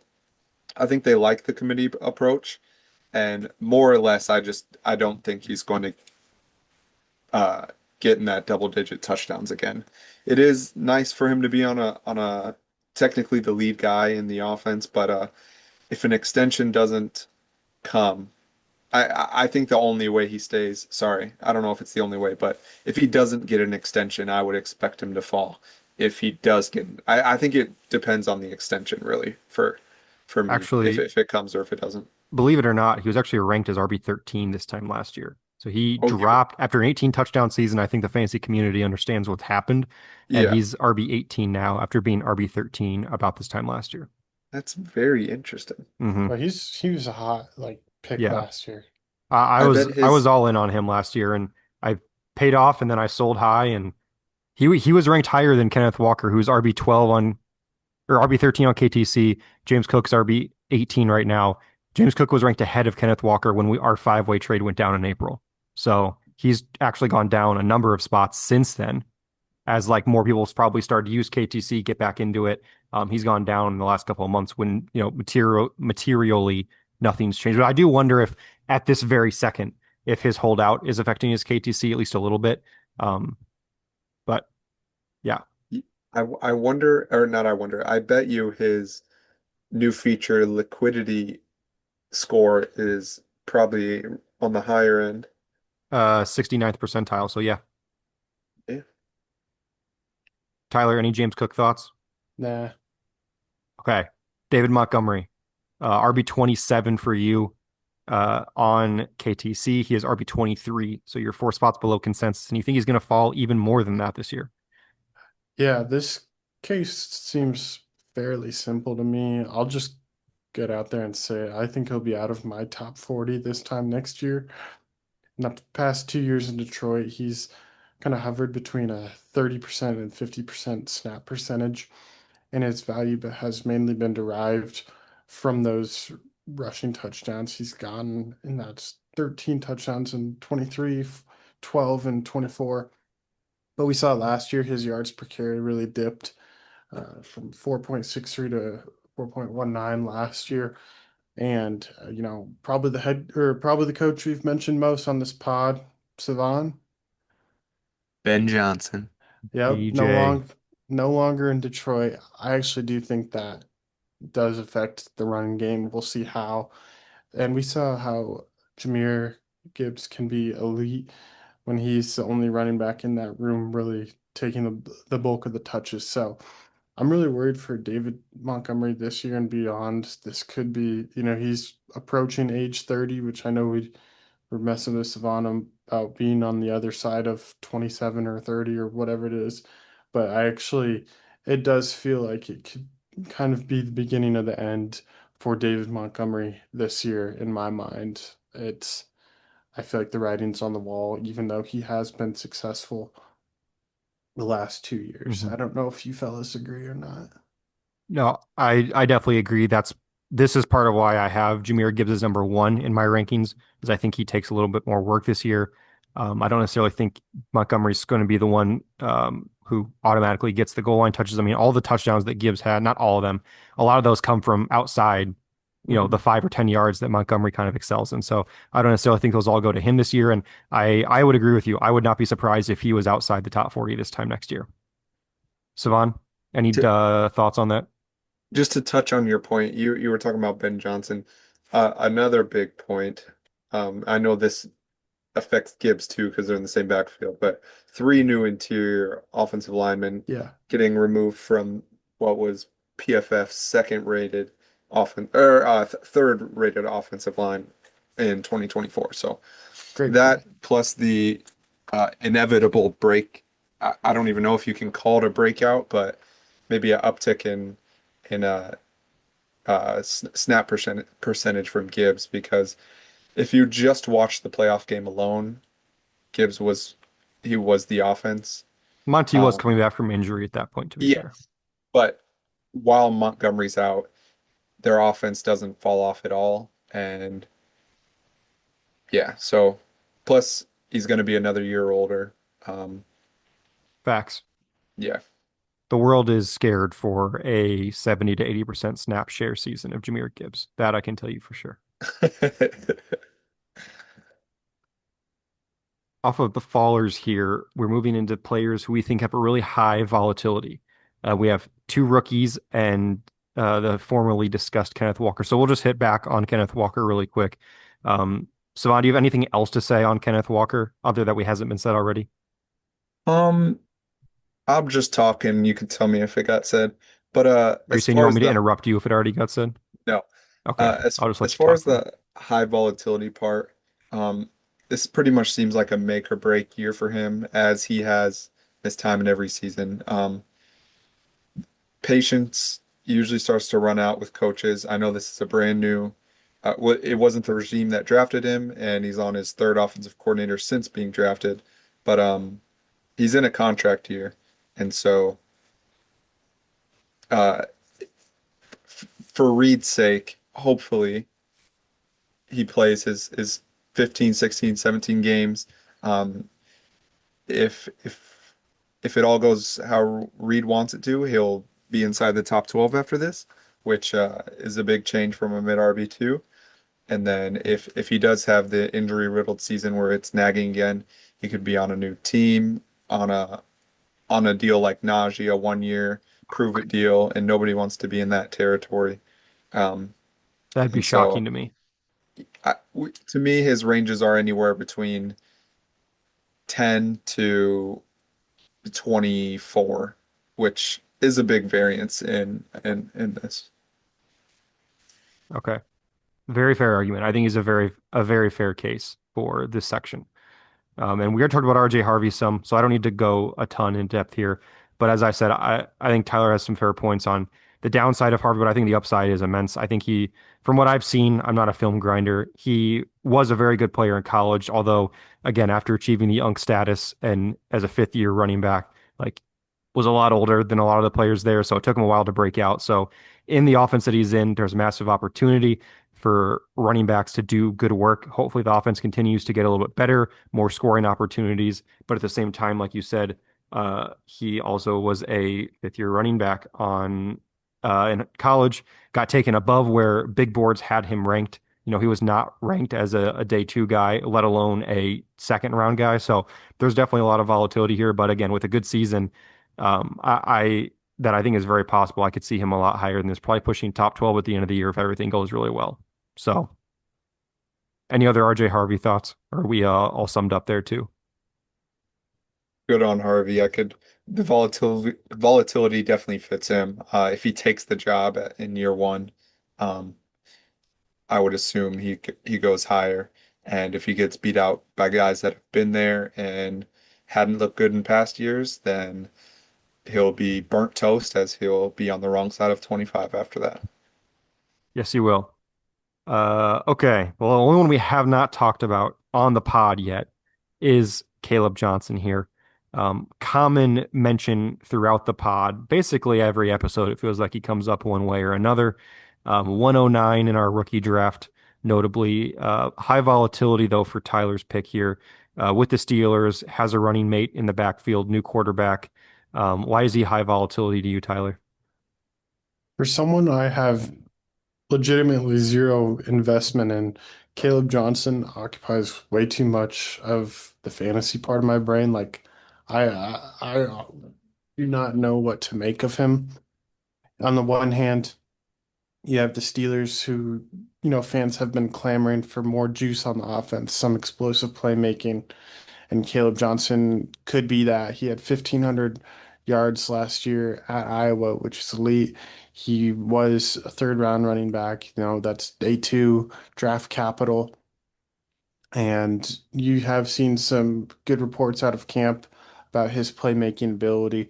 So, and Jalen Warren, seemingly if he was good enough, he would have overtaken Najee years ago, who Najee just crawled to 1,000 yards every season. And it's kind of hard to believe that if Jalen Warren was good enough, or it's hard to believe that Jalen Warren didn't take over Najee's role a little bit more than he ever did. So I feel like I've seen people talking about how Caleb Johnson can take over Jalen Warren's role. On the other hand, though, Caleb Johnson ranks 27th out of 32 running backs in athleticism score at the combine. I There were projections that had him going in round two, so he went to round three, still day two draft capital. And lately, there seemed to be reports that Caleb Johnson is absolutely terrible at pass protection.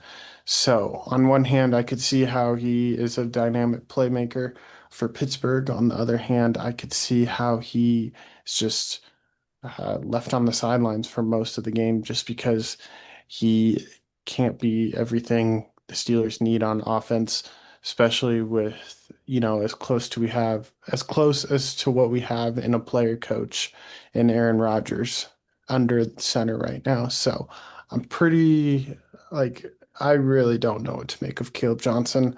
I You might ask me tomorrow and I say I have him a lot lower, and then the next day I have him a lot higher. So it's a tough one for me. Cevan, will go to you last as the stand here, but yeah, I agree with much of what you said. I just don't see a way where he ends up in a major pass catching role, like you said, not just as the pass catching element, but also in the pass blocking, the pass protection. Like that matters almost as much to get on the field and passing downs as it does your receiving skill set. And if he Hmm. isn't able to do that, then Jalen Warren's going to slurp up a lot of that work. And as I think we all are expecting the Steelers to be a great offense this year, like not bad, but not a great offense. Like how many scoring opportunities are they going to have? Is it going to be more than past years? I'm a little worried, but again, like you said, the offense could be, 15 to 10th in the league in scoring. He could end up getting on the field to have some sort of receiving acumen. So I definitely agree with the volatility here, but that's just kind of naturally what comes with a young player like this. So Yeah. Savan, Caleb Johnson, is he high volatility or is he a locked and loaded RB1 for you? He God. definitely has high volatility. The one thing I will say, I think it will be an interesting dynamic for the Steelers because obviously when Aaron Rodgers went to the Jets, they had no culture there. He took over the team. He cannot do that in Pittsburgh. Uh, Obviously Mike Tomlin's been established there for almost 2 decades now. They have a veteran offensive coordinator who uh, likes to run the ball. Um, he's produced good lead running backs. Even um, when he was in Atlanta, he produced two solid running backs the year Bijan's rookie year. So two seasons ago, him and Algier were both competent. But yeah, I think he definitely has a lot of volatility for the pass catching. Although he doesn't project to be like your ideal pass catcher, he just it wasn't something he was asked to do at Iowa, specifically because they could Well, we just all give him know the ball. Iowa's great at passing the ball, so That and it was just easier to hand him the ball 30 times a game. Um, but yeah, to echo more of what Tyler said at the beginning, if Jalen Warren was really good, he would have already established a bigger role in the offense. The only real negative stuff I've seen is the pass blocking, which is concerning because that's how you get on the field the most is being able to pass block. And for some people, that's all they can do, and so they get on the field even if they're not a good running back. But yeah, Caleb was is an elite. Uh, sorry, you said he was 27th out of He, 32nd in he RAS score. The yeah. the only thing to combat that is his explosive plays. He was second in the nation amongst all running backs in 20 plus yard or breakaway runs, if you will. So he does have an explosive trait about him that doesn't just directly correlate to his, I believe it was 4.58 40. Yeah. Um, but yeah, it'll be fun to follow. I'm obviously invested in him. Um, yeah, I think his ranges, his range. Ooh, he has a big range. I think he could be as low as like 35. Whoa, sorry, I was basing off your ranking.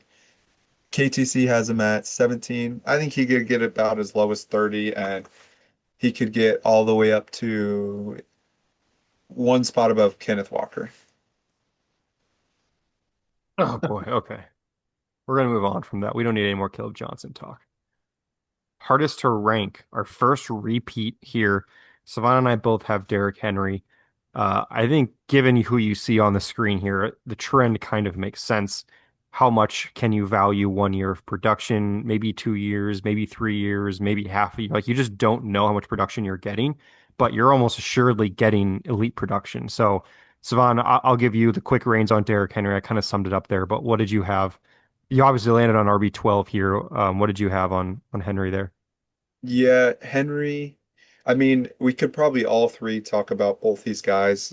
They're probably our top two You could probably make the each. same statements and you could be talking Yes, about either player and it wouldn't make a difference. exactly. So with Henry, he is just he's the running back outlier of our lifetime so far. Um, every year somehow he gets better. I think people thought he was toast after he finally broke his ankle in Tennessee 2 or 3 years ago.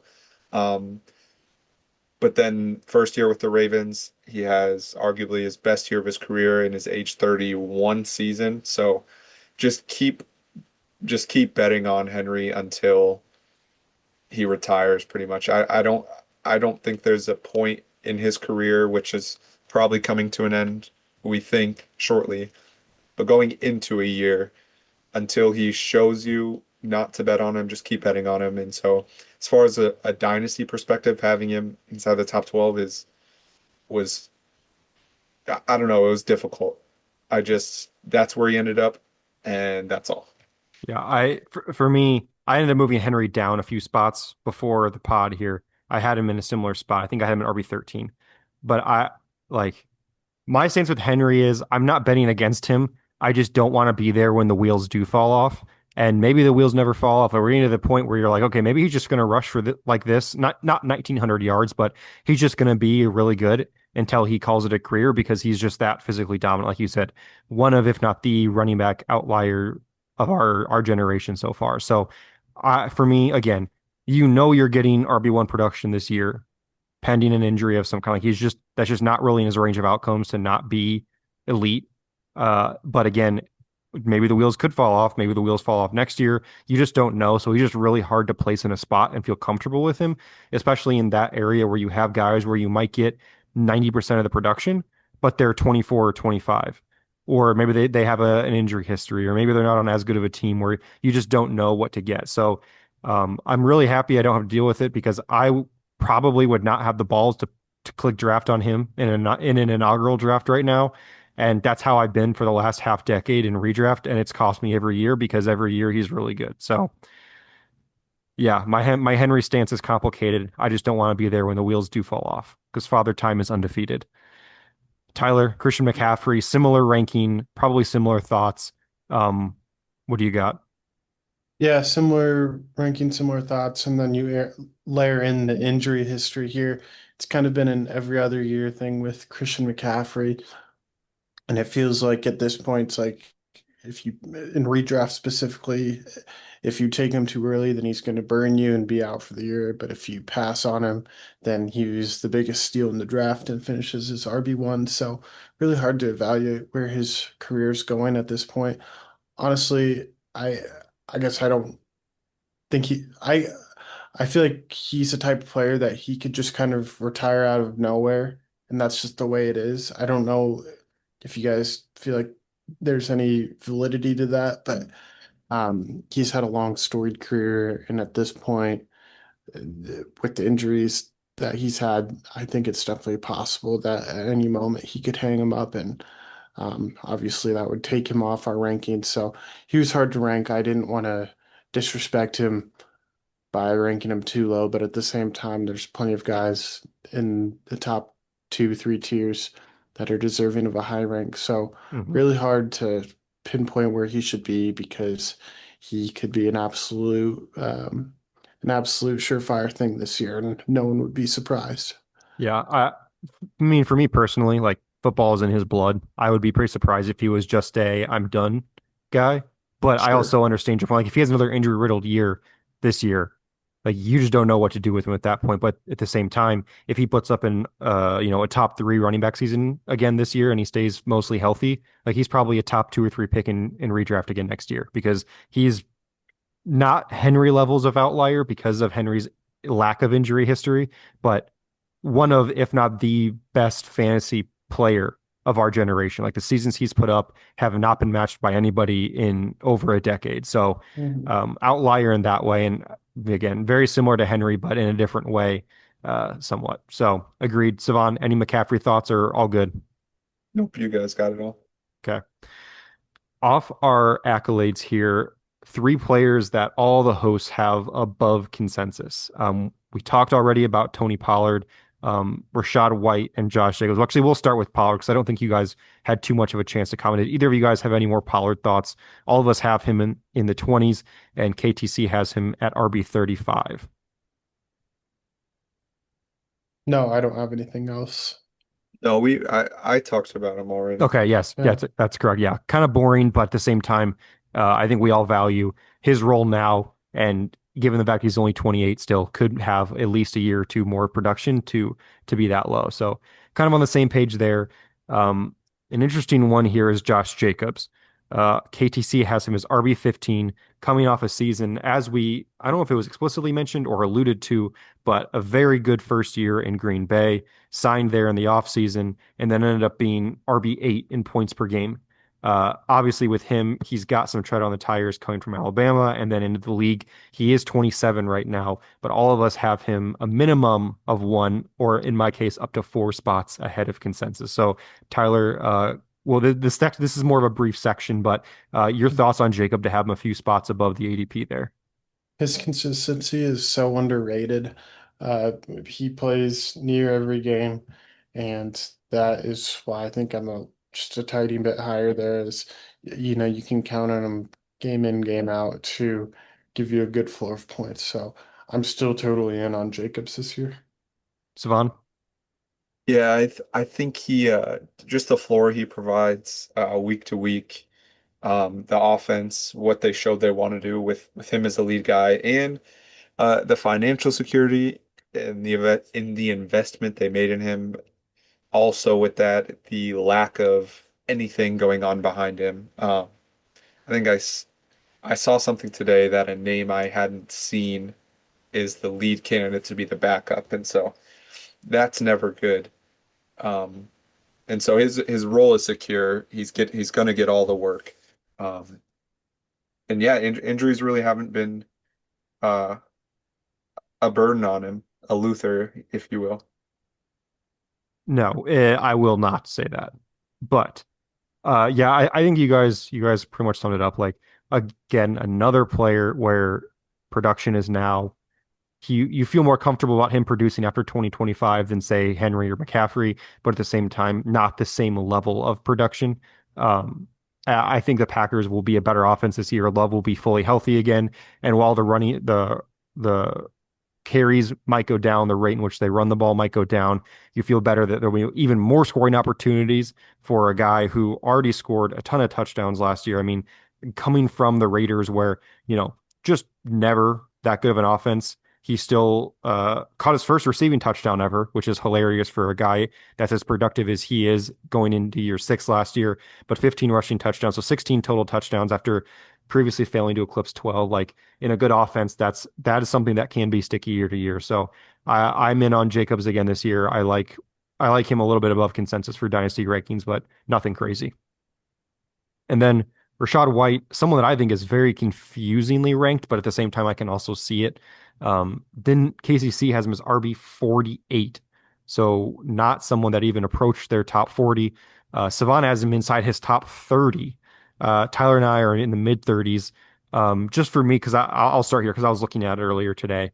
Like, I think the argument for him is pretty clear because you look at what he did, even down the stretch with Bucky coming on, he still had some productive games. But when you look at their last two regular season weeks and then their playoffs, like he was literally irrelevant. Like he was not a part of their offense in their playoff game. So in a game where you gotta have it, they were doing everything they could to win because that's their season right there. He had one carry for 1 yard. So there's definite worry about the role. Obviously, Liam Cohen's gone, so potentially less of a less effective offense, less touchdowns to get, less of a potential for a committee. So there's definitely worry. I think RB48 is still a little aggressive for a player we've seen do it before, but we're all above consensus. So Cevan, we'll start with you just because you're a little bit more, again, briefly, Rashad White inside your top 30. Yeah, I just think the KTC of RB48 is just the community saying they want Bucky to take A 100% of the very fair work. point. Um, I think I, I would assume Bucky leads the split, but I think it'll be like, personally, it'll be like a 60-40, 65-35 type split. Um, he's not old, he's older, but he's the type of guy, he's got the skill set to contribute on any team. So beyond just this year, I could see him getting a deal somewhere to go be their third down back. And again, very similar to a James White, where especially playing with a quarterback like Baker, who's so willing to check it down. That's where he gets his most value. And being a capable pass catcher means or sorry, it doesn't mean, but not getting the carries means you're going to have again less tread, and so he'll be one of the more fresh running backs on the market at this time. And so even if it doesn't continue in Tampa Bay, I could see him, yeah, going to get a role somewhere else and being effective at his skill set. Tyler, any other Rashad White thoughts? No, not really. I love his uh passing game. I think he is very good at that still, and that has enough value for Mhm. me to keep in the top 40. Yeah, I did not think this was going to be an aggressive ranking by any means. Like I would have thought he'd have been somewhere around where we ranked him. And obviously, we're not trying to rank them as KTC does, but I did not think twice that he was going to be on here. But yeah, RB 48 on KTC. So all of us are above consensus there. Below consensus, three rookies here. Trevion Henderson, similar to the other guys here, just a few spots below consensus, but he's obviously higher on the list. So 3 or 4 spots makes a big difference. Caleb Johnson, we're all actually, believe it or not, below consensus. And then Cam Scadabo, considerably below consensus. So we'll talk about him last. Does anybody have anything else to say on Caleb Johnson, or do we all get our words in there? I will just say, I just think we're all below consensus on these rookies is because we're thinking a little more rationally than the overall. Hmm. Everybody knows rookies just get blown up the boards, and we're being a bit more rational, Yes, I Everybody agree. thinks they're the rational one. I bet if you ask the machine of KTC, the machine thinks it's rational. probably. Yeah, but I do agree. Like after like you get 1 or 2 weeks into the year and your rookie doesn't blow up, everything starts to tank. Even if, it's not that big of a deal. The reality sets in that maybe I didn't just draft the next, star. That it Yeah. just kind of sets in. So I don't think you're wrong by any means there. Henderson, though, is an interesting one. I think RB9 is incredibly aggressive to have him ranked. Someone who is not a workhorse in college, partially because of who he was sharing the backfield with, and partially because potentially he's more effective in more of a part-time role. But regardless, how many part-time backs are in the top 10? Very few. Sans Jahmyr Gibbs, nothing comes to mind as someone who is not getting the lion's share of the workload. So that's why I'm a little bit lower on him. Very good player, and I think will play a very big role in this Patriots offense. And I could definitely see him paying off at this RB9, but I'd be very surprised to see it go higher than this. So, um, Tyler, Henderson, thoughts? Yeah, I actually want to have him higher. It's just the respect I have for the guys above him Hmm. and the unknown of Henderson. I'm not worried about him and his, role. I think he is more than a part-time back, and I'm not the biggest Ramondre Stevenson fan, so I wanted to put him higher. I just couldn't with some of the more established names above him. It's more Hmm. so what it is. Cevan? Yeah, I think he'll pretty easily take over the lead in the backfield. Also pretty early. All the camp stuff. I mean, you guys know I'm all over Patriots Twitter or Twitter Patriots is all over me, whatever. Um, it's nonstop. Travion Henderson catching passes in team drills, one-on-ones. First team everything. I don't think I've seen a single thing on Ramondre. Um, he he has a skill set similar to not making the comparison, but his skill set is similar to Jahmyr Gibbs, and Hmm. so um, yeah, I think I love the landing spot. Getting on the Patriots. He's got a chance to grow with the offense. I mean, he was handpicked by the new regime. That's always positive. And then when the guy you have to beat out has a fumble issue, that also helps too, because Travion Henderson has tremendous ball security. So uh, I don't hate the RB9 ranking. I agree with Tyler. I would love to move him up. He's probably someone who will be higher when we do this again in a year, is what I would bet on. Hmm. Agreed. I think all three of us are pretty much in lockstep here on our thoughts on him. So, but one that we also agree on the other side is Scatabo here.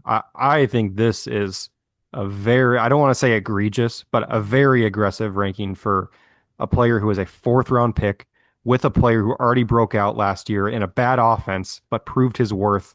And just assuming that he's going to immediately be a top 24 dynasty back to me is crazy. I was shocked to see him this high. I don't know if you guys felt similarly, but Savon, Yes. we'll go to you here. What do you think? Were you shocked? What are your Uh, thoughts? Definitely shocked when I saw he was 22.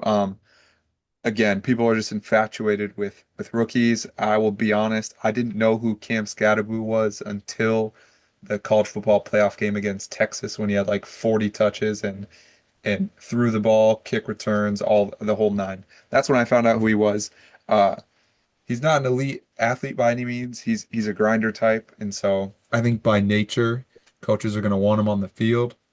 Um, and again, he's just the new uh, in an obvious committee with Tracy there, and even being in such a bad offense, I don't understand how he's a top 24 dynasty back.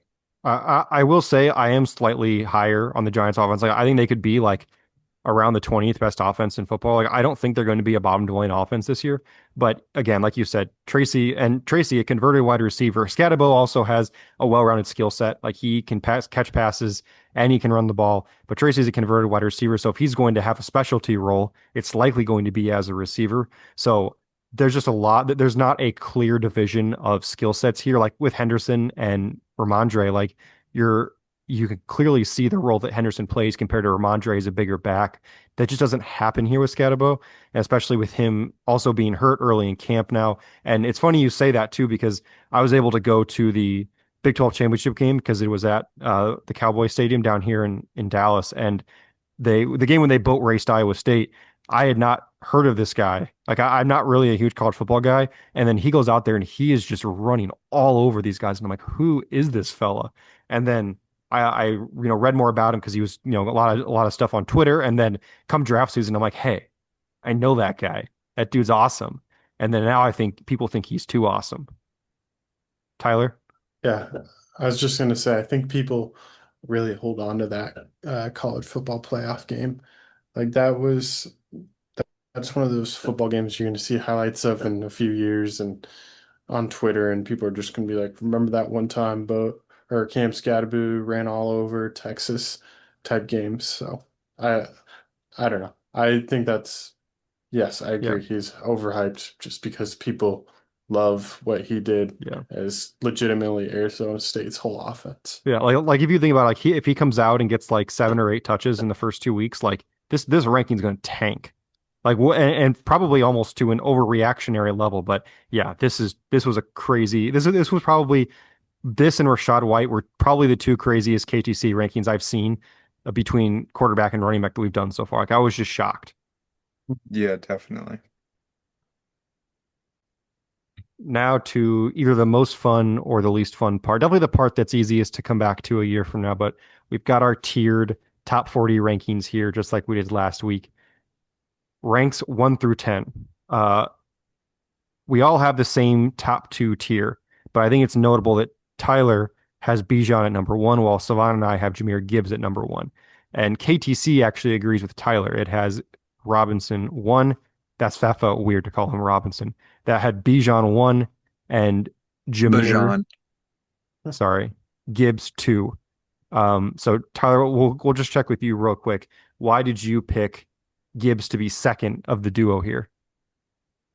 I feel like I feel like last year we saw Gibbs ceiling, and I know Bijan was great last year as well, but I mean, we're splitting hairs here, so I'm not gonna Yeah, very come much with a so.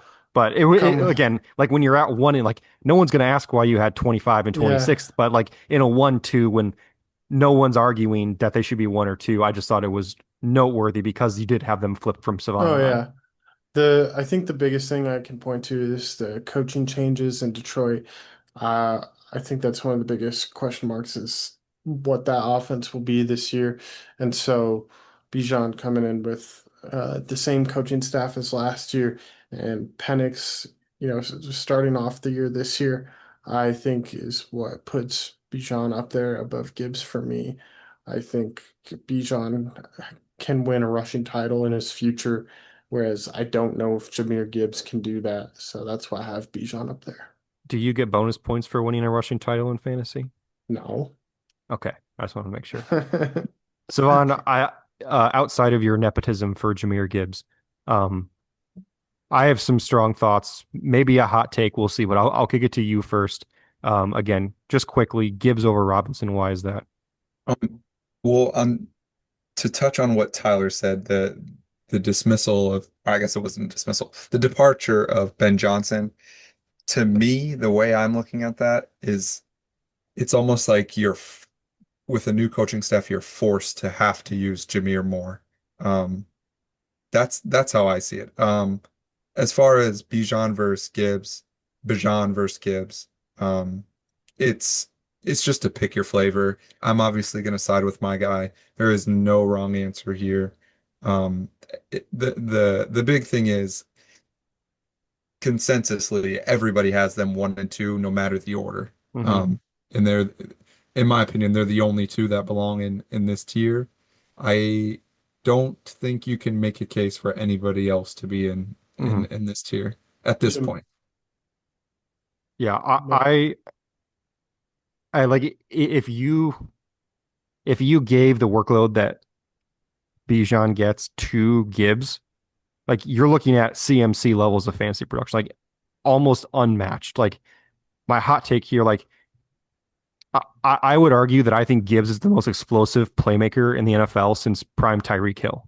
Like every time he gets the ball, he might score, and you wouldn't be that surprised if he scored. Like the fact that he has done what he has done on the touches that he has got is absolutely wild. Like I said, the league, he will literally break fantasy if he gets like 20 to 25 touches a game. At least in that year. Like obviously there's some concern for the size of the player and the workload, but like uh, his ceiling literally is unmatched in a non-hyperbolic way. Like he literally could be better than every other fantasy asset without a question if he got that much workload. So for me, he's performing about as well as Bijan does with significant, not significant, with a fraction of the touches. So that's why he's my number one. But I also, again, I'm never going to fight against Bijan. He's a badass. He's guaranteed to get more work in an offense that has a really bad defense attached to it. So there are going to be a lot of shootouts that, especially with a younger at least in terms of experience, not in terms of age, quarterback running their offense. He could get leaned on even more this year. So a really fun top two, regardless. But With just last thing on that, we've seen a couple of stretches with Montgomery out he does and get 30 and points Gibbs. per game. Yeah. So So I agree with your point. It's just, are we ever going to see that while Montgomery's still here? I don't think so. mhm, And so don't yeah. I don't hate on Is anything. is that a hot take? Saying he's the most explosive playmaker since prime Tyreek is that a hot take? Would you guys think I, that's a hot take? I don't think it's a hot take. I mean, I watch a lot of Lions games for Gibbs and because they're local. And yeah, every time he touches the ball, I could send a text in our group chat saying, "Wow, he's fast." Um, yeah. Please don't send that because we'll get annoyed. But Well, you I could. feel like I do. I What? don't. Go ahead, Tyler. I was just saying I don't know really how to measure what you're saying because like Well, yeah, no, and it's not necessarily like and a quantitative thing. It's just uh, like the explosion when he gets the yeah. ball, his I ability just to score from everywhere. Like I feel like that's unmatched yeah, in my in the mind, I NFL right feel now. like Jamar Chase is right there Yeah, too, like very much ability. so. So it's like maybe not the only one, but sure, one of the Yeah, few. very interesting player when he gets the ball. So, and then the only other thing I wanted to bring up here, Tyler, we all have the same top five in some order, with Cevan and I second tier ending with Achan, Genty, and Barkley. But you also have Bucky Irving and Jonathan Taylor at 6 and 7 in that second tier with them. Why did you think they're lumped in with them and not in the next tier? I just I feel like I can make an argument for Bucky and JT to be in the next tier. I there's a large gap between the first tier and the second tier for me. And then I putting Bucky or JT in the third tier for me felt a little bit disrespectful. I feel like with Bucky, the thing is he established himself so quickly at such a young age last year, and he was elite at running the ball and catching the ball last year. So he seems like he'll be a valuable asset for a long time in a dynasty format. And then Jonathan Taylor, when he's not injured, has been a he had the number one finish in 2021, injured in 22 and 23. Last year was the 12th ranked back in PPR scoring. And so That was with he, a few missed games too, I believe. yes, Trey yes. Sermon time. And so when we're talking about guys like Josh Jacobs and Derrick Henry, I think Jonathan Taylor is that, but a tier better. And he seems a lot more certain than the guys I have in the third tier, like or in the third tier, like Breece Hall and Kyron, who each seemed, in my mind, to have a little bit more dynasty risk Mhm. than Jonathan Taylor does. So I felt more comfortable putting Jonathan Taylor in the second tier than the third. Yeah, no, down the stretch, he was just wild in those last three games for the Colts. Like he was just unstoppable. And the Yeah. the only thing that held me back, 'cause I think your points are very well. Him and Saquon are, I think, are very close, very same, a very similar bucket. He's 26.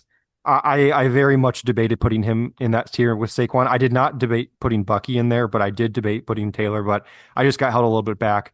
Obviously, he's got a lot of tread. They just drafted DJ Giddens, who I think is good. I think that there's a possibility he gets a little bit less work, still getting like 20 touches a game or so, but like a little bit less work. And I'm not going to say the Colts offense will be bad, but because it's a very high volatility offense, you have Richardson, who hopefully is starting, could be taking away some red zone touches or goal line touches from him. So just a literally splitting hairs between a second and third tier. But I think all your points about Taylor are really good. He's just as reliable as just about anybody else in fantasy football at this point at the running That back position. week 16 game against the Titans was Yeah. 39 points. I So mean, the Colts literally threw the ball 11 times in that game because he mhm. went for 200 something. Richardson Yep. had a bunch of rushing. He was over, I think he was over 100 that week, or at least I know he had a touchdown or two, but yeah, He had three. yeah, he's pretty damn good. So, Mhm. I don't think there's anything else here on this tier, onto or sorry, second group, 11 to 20. Um, a lot of similar names here from us.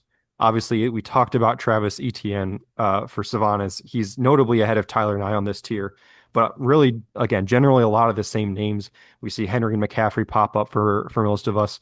Chase Brown, someone we didn't really talk about at all, but he's someone that I think people feel like he's kind of a flash in the pan type, but I feel like I mentioned last year, I sent this in our group chat, like, but when he was in a part-time role and he was with Zach Moss, like he was incredibly explosive. And I said that I thought if he got a bigger role, he'd be insane.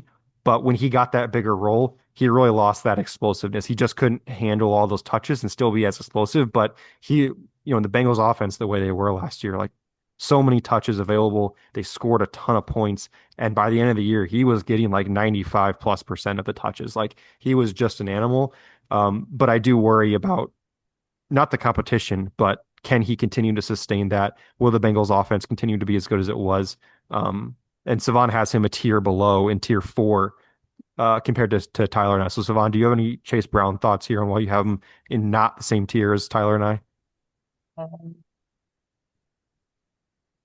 Well, just talking about Chase Brown, he's in a great offense. Like you said, he gets all the work. I think he's very similar to play style wise, I guess, or usage to Kyron. I just strongly prefer Kyron, probably more on the consistency level. And you take into account he just got the extension. Chase Brown isn't extension eligible. So depending on how this year goes, I could feel very similar to how I feel about Kyron. It's just Kyron's got that one extra. Kyron's done it that one more time than him to this point. Hmm. So Yeah, for sure. Anything else on this page from you guys? I don't have a whole lot else. We talked about a good chunk of these names already.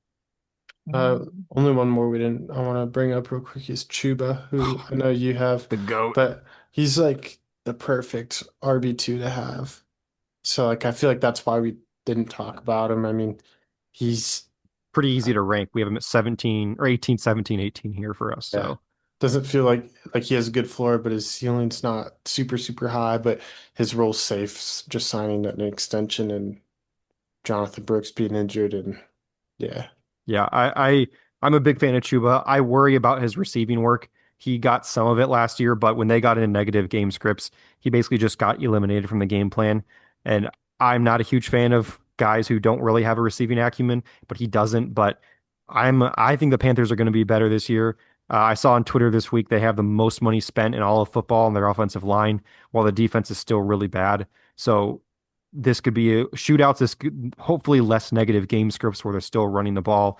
Um, and this should just be another season like that for Chu. I mean, he was RB 14 in points per game last year, so he was already a borderline RB1 in a season where the Panthers were non-functional for the first part of the season. So, um, but yeah, Savan, any Chuba thoughts? no, you definitely lucked into him. I think you got him for some fab. And Tyler Huntley, Browns Yeah, so quarterback Tyler Huntley. yeah, so good move on you. He's gonna be. I mean, he was a big surprise last year. He's gonna be a year-to-year guy for me personally, but I mean, comfortable. comfortable going into 2025. Uh, they've got really nothing proven behind him. I don't care that Rico ran for 1,000 yards last Slandering year. Rico a second time today. Um, yeah, so the pass game is worrisome, especially when they drafted someone that is a was a very good prospect catching passes. And so, do you know off the top of your head who they would have in when they got in those game scripts, or did they just go empty? Well, no, I mean it would be Chuba sometimes, but behind him, like before Miles Sanders got hurt, he would play some, and then like Blackshear would get in sometimes. Like they really Oh just yeah. they just like didn't have anybody else. Like after Brooks got hurt, and then Sanders got hurt too at the end of the year. It's like it was literally just Chuba all the time. I don't know if it was a Bryce thing or if it was a Chuba thing or like if it was a Canales thing, but like they just like didn't throw the ball to him a ton.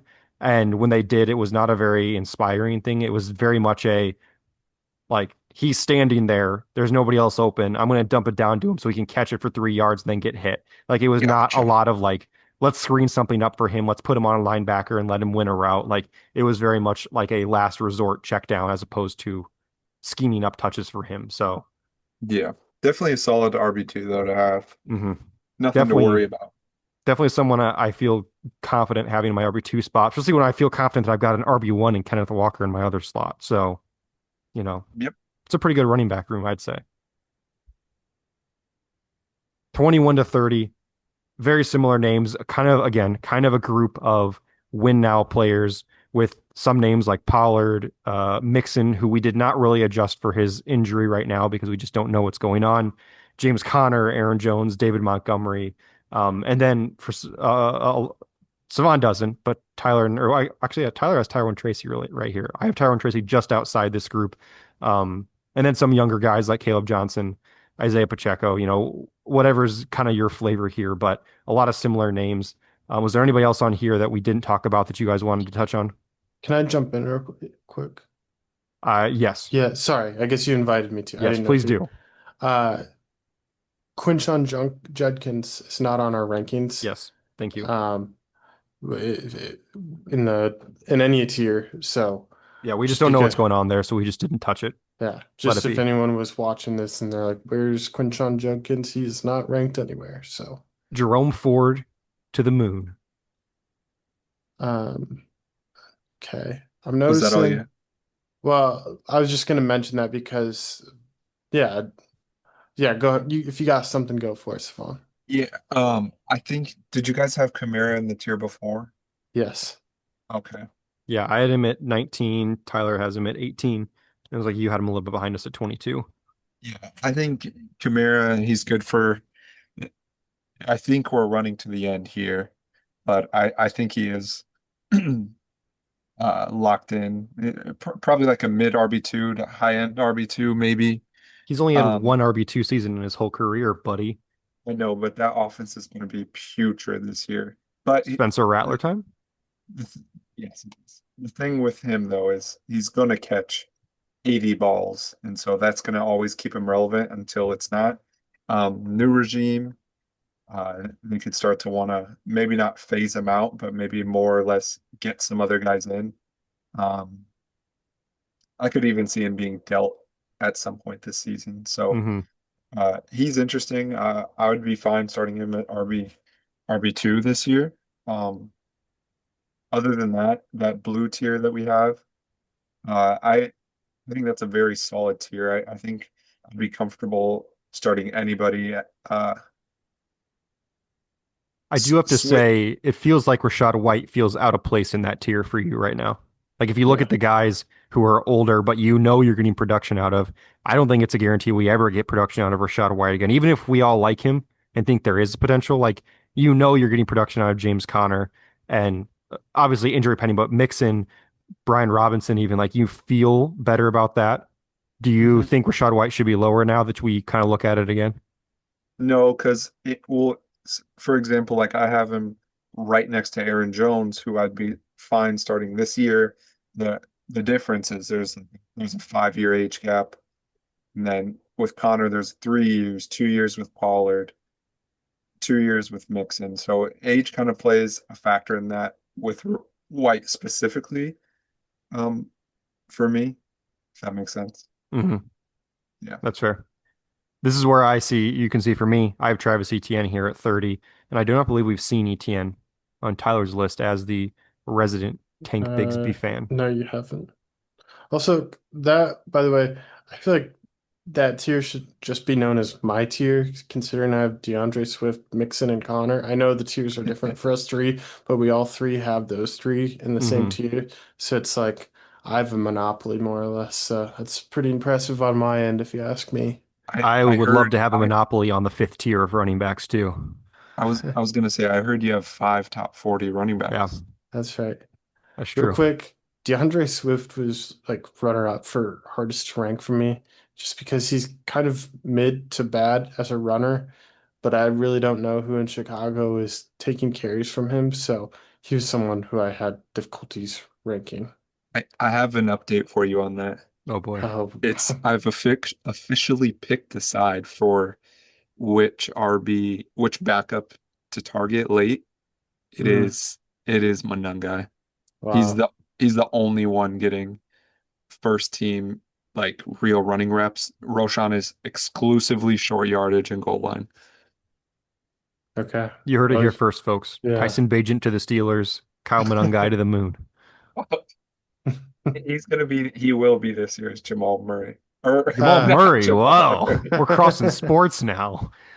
wait, Jamal Cevan, Williams. Yeah. which Rutgers running back has the higher dynasty rank next year, Monangai or Isaiah Pacheco? Oh, Monangai. Okay. Definitely. Because Pacheco's I don't even know what team he's gonna be on next year. I bet that Kyle Monangai scores less points in his career than Isaiah Pacheco did in 2023 alone. Okay, so we have another career bet. Wait, what was our first one? Kelsey. Yeah, you said Ben Sinnott versus Travis Kelsey this season. no career. Yeah, yeah. Ben Sinnott Yeah, career versus yes. Kelsey this season. Yes. Oh yeah, that's easy money. Okay. Actually, I forgot to write that one down. I need to write that one down. You guys talk about something for the next 30 seconds. Um, Uh, host Monka's here. Tyler, why don't you talk about your concerns on Joe Mixon? Obviously, he was seen wearing a boot, and then that whole situation escalated very quickly.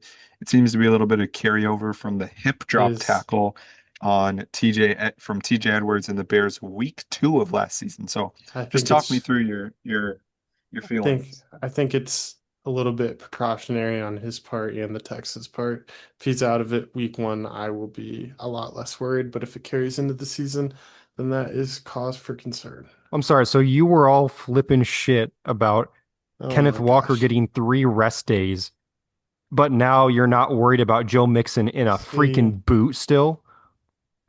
I was just told to fill time. Of course I'm worried about him. Oh my God. Okay, well, fill time doesn't mean lie. We don't want people to think we're liars. Wasn't lying. I just wasn't Can we ready to trust talk anything on about your list now? I wasn't ready to talk about Joe Mixon. I was That's just trying fair. to stay positive. I didn't know Savan pushed on a pressure point there. Yeah. It was impromptu It's host kind of Monkas. like it's ignorance is bliss right now with Mixon. Just if I don't think about him, then I don't have to worry about him. Okay, that's Fun, very fair. fun, fun fact: DeAndre Swift has finished between RB 18 and RB 22 in all five of his years in the season. So I That wasn't a think very fun fact. I didn't have fun with that one. I always it thought is he a was going fun to be fact. better. Yeah. After his I rookie year know, in Detroit, I thought he was going to be the guy. but I feel like you like how disappointed people were in him last year, and then you look back and he was right where he's been the last 4 years. Well, yeah, Uh, he's someone you just always feel like there's more, and then there's just yeah, not. he has the worst vision I've ever seen from anybody. It's Worse than actually you? I have good vision, That's good. but no, it's putrid. Last group here, notably Tyler below consensus on Travis Etienne and Brian Robinson in this tier. Um, Savan with some names that Tyler and I do not have on our list in DJ Giddens, shockingly. Jaden Blue does not appear on our list, neither does Najee Harris. And then all of us have Zach Charbonnet 31, 31, 32. So I guess I'll open up to you guys again. There's nobody else I'm dying to talk about in here. We've touched on a number of them. Actually, I lie. Let's talk about Braylon Allen first. Oh What? my God. Wait, neither of you two have Braylon Allen? No. No. Tyler, okay, you being in on Jordan Mason but hating Braylon Allen is inconsistent to say the least. No, it's not. They said the exact same thing that it's going to be a split workload, and Aaron They Glenn did worked for the not say the Lions. exact same What do you thing. think 1A and 1B means? That's what that means. Did they say I'm not keeping up with? Actually, I am. That's ignorance is bliss right there. But yes, being in on Jordan Mason and out on Braylon Allen is bad, No, it's not. inconsistent. Because Brees Hall is better than Aaron Jones has ever been. Okay, I Maybe. mean that's you're not wrong there. Okay, not ever been, but definitely right now. Yes. But at the same time, you're taking coach speak as the reason that Jordan Mason's going to be relevant this year, but yet you're And, ignoring it for Braylon Allen. well, I love to say how slow Braylon Allen is. That's So my point. That's what I'm saying. You're letting your priors affect your judgment. it's not priors, it's facts. Okay, there is no fact that he is slow. That's not, you can't No, it quantify is. that. That's an opinion. Okay, I'll find it. I'm not gonna rip numbers off my head because I don't know them. But You know who's not slow is Isaiah Pacheco. He ran a 4.35 at the combine, and Cevan has him as RB 40. Don't want him to be there, by the way. I Yeah, would I have him know. lower. You don't have How would you, Tyrone Tracy. I think that's interesting considering how low you are, and we all are on Scatabo, by the way. Legitimate gripe. it was just me picking an aside. I want to touch on this real quick. The end of my tiers here, I just kind of wanted to get in some unknown guys that I that I like. That's why you see Giddens and Tootin and Trey Benson and Blue. Me and Tyler can go on about Trey Benson. James Conner recently said they're 1A, 1B, which Tyler, Tyler was already in on Benson, so he likes that coach speak, so we're good. actually, I think it's a little ridiculous you don't have Trey Benson in your top 40 read. He would have okay, well, he would have been like 40. He definitely would have been like 41 to 45, but I have no problem like Like, I pick don't know. anybody on this slide and I'll give you a reasonable argument why I have him over Benson. Facial Tootin, Explosive, more unknown in their backfield, more on. potentially a better offense. There's like, that's bad. What is wrong with that? I think you just don't put Trey Benson in the top 40 because you're tired of Salon and I talking about him. I mean, I'm not going to act like that didn't play a factor, but like I said, anybody on here, I think I have a perfectly reasonable argument to put ahead of Trey Benson. Just because you that's don't fair. like it doesn't mean it doesn't work. No, that's fair. Um, let's talk about Ramondre Stevenson. So me and Reed are one spot apart. Tyler is four, three or four, depending on who you're comparing to. I think KTC we has him all, as RB 49, one behind Rashad White. that's interesting. Yeah, Ramondre was very good for 1 year, and it just happened to be the 1 year I owned him. So shout out to me. shocker. Um, I think we're all in agreement. It's Travion's backfield sooner rather than later. The only issue is they owe him a lot of money, and ever since they paid him, he wasn't very good. Now, last year, Patriots were a shit show from top to bottom, so I don't know how much there is to blame on him, considering last year's offensive line versus this year's offensive line is five new starters plus uh I forget their offensive coordinator from last year, but he's not even a real person. He had like literally he had a cartoon name. It was it pissed me. I think he was like Pee Wee Lewis or some shit like that. So annoying. Um, but yeah, what are your guys' thoughts on Ramondre's 2025 outlook specifically? Well, I have him right by Jordan Mason because I think they're in a similar situation. I think the tiebreaker, of course, being that Aaron Jones is ideally not as good as Trevion Henderson right now.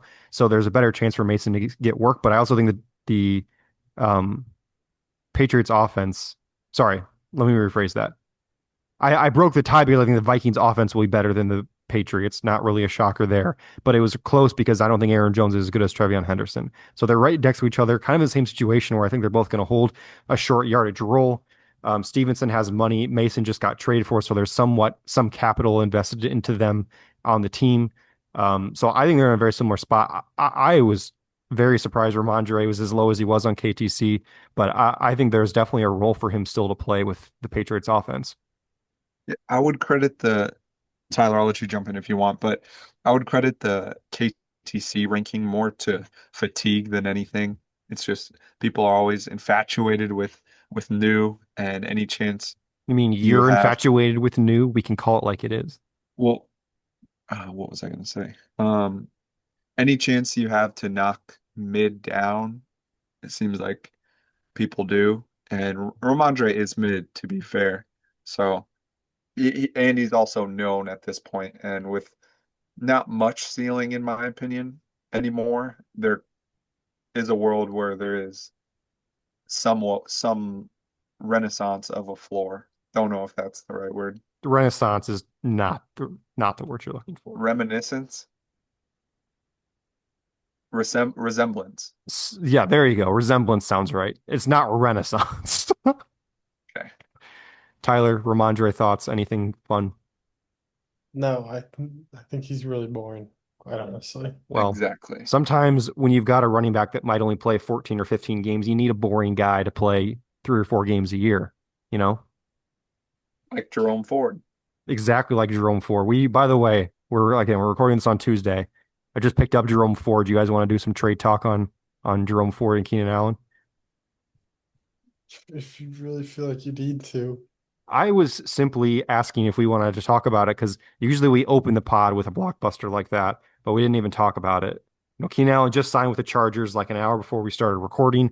So, of course, given my loaded wide receiver room, I don't need another wide receiver one like Keenan Allen. So I figured I'd try to trade him, send out a bunch of offers. Too many of them got rejected right away because so many of you were close-minded. Sandy picked me up, sent me Jerome Ford. Going to be in all reality, probably a completely meaningless trade. But in the event that Quinshon Judkins does not play for the Browns this year or for large stretches of the year, Jerome Ford then becomes potentially a surprisingly usable fantasy asset. Um, I do not think that's priced into his KTC right now. I don't know where he is in the numbers, but he's like 2,100 in his value, which is very low. So but at the same time, I also think Keenan could definitely be relevant. Like he got a lot of targets last year for the Bears, and it was not just like they were throwing it to him because they felt bad for him. That dude was getting open still. So, and attached to Justin Herbert, who we've already seen him have monster seasons with, obviously not the same player he was, but I think there's definitely a path to him being fantasy relevant this season and potentially being good for both fantasy and for the Chargers, who I think definitely needed some more uh, sure-handed pass catchers behind Ladd to take pressure off him, pressure off QJ, pressure off Trey Harris.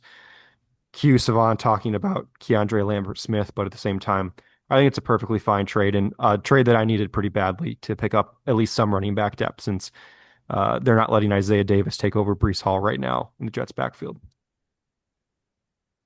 Yeah, you needed it. Somebody got baited. You baited somebody into Baited. Keenan Allen.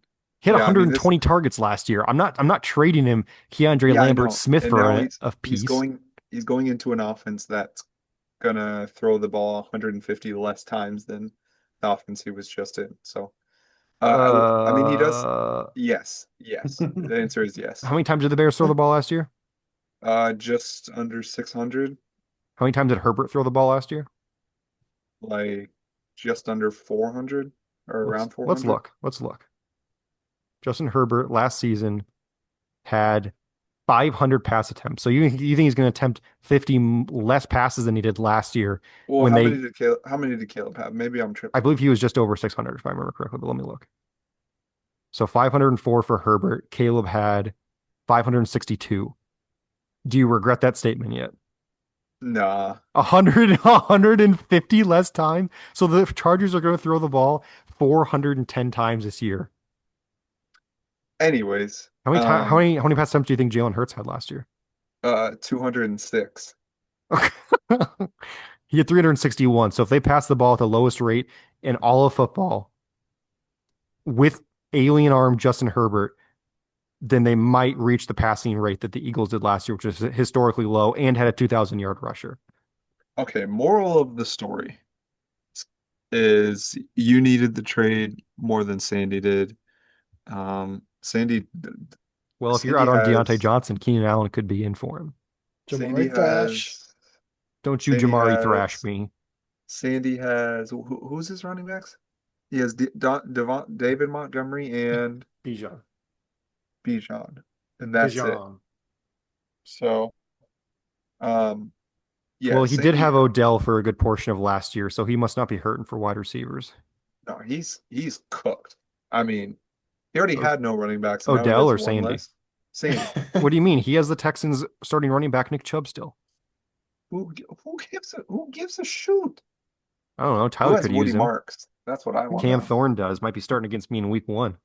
I think it's the starting running back, Jawar Jordan. No, no, you don't. He is now, you've reclaimed the crown of most droppable player in the league. Congratulations. He's got a waiver claiming for him. I hope it's for Jawar Jordan.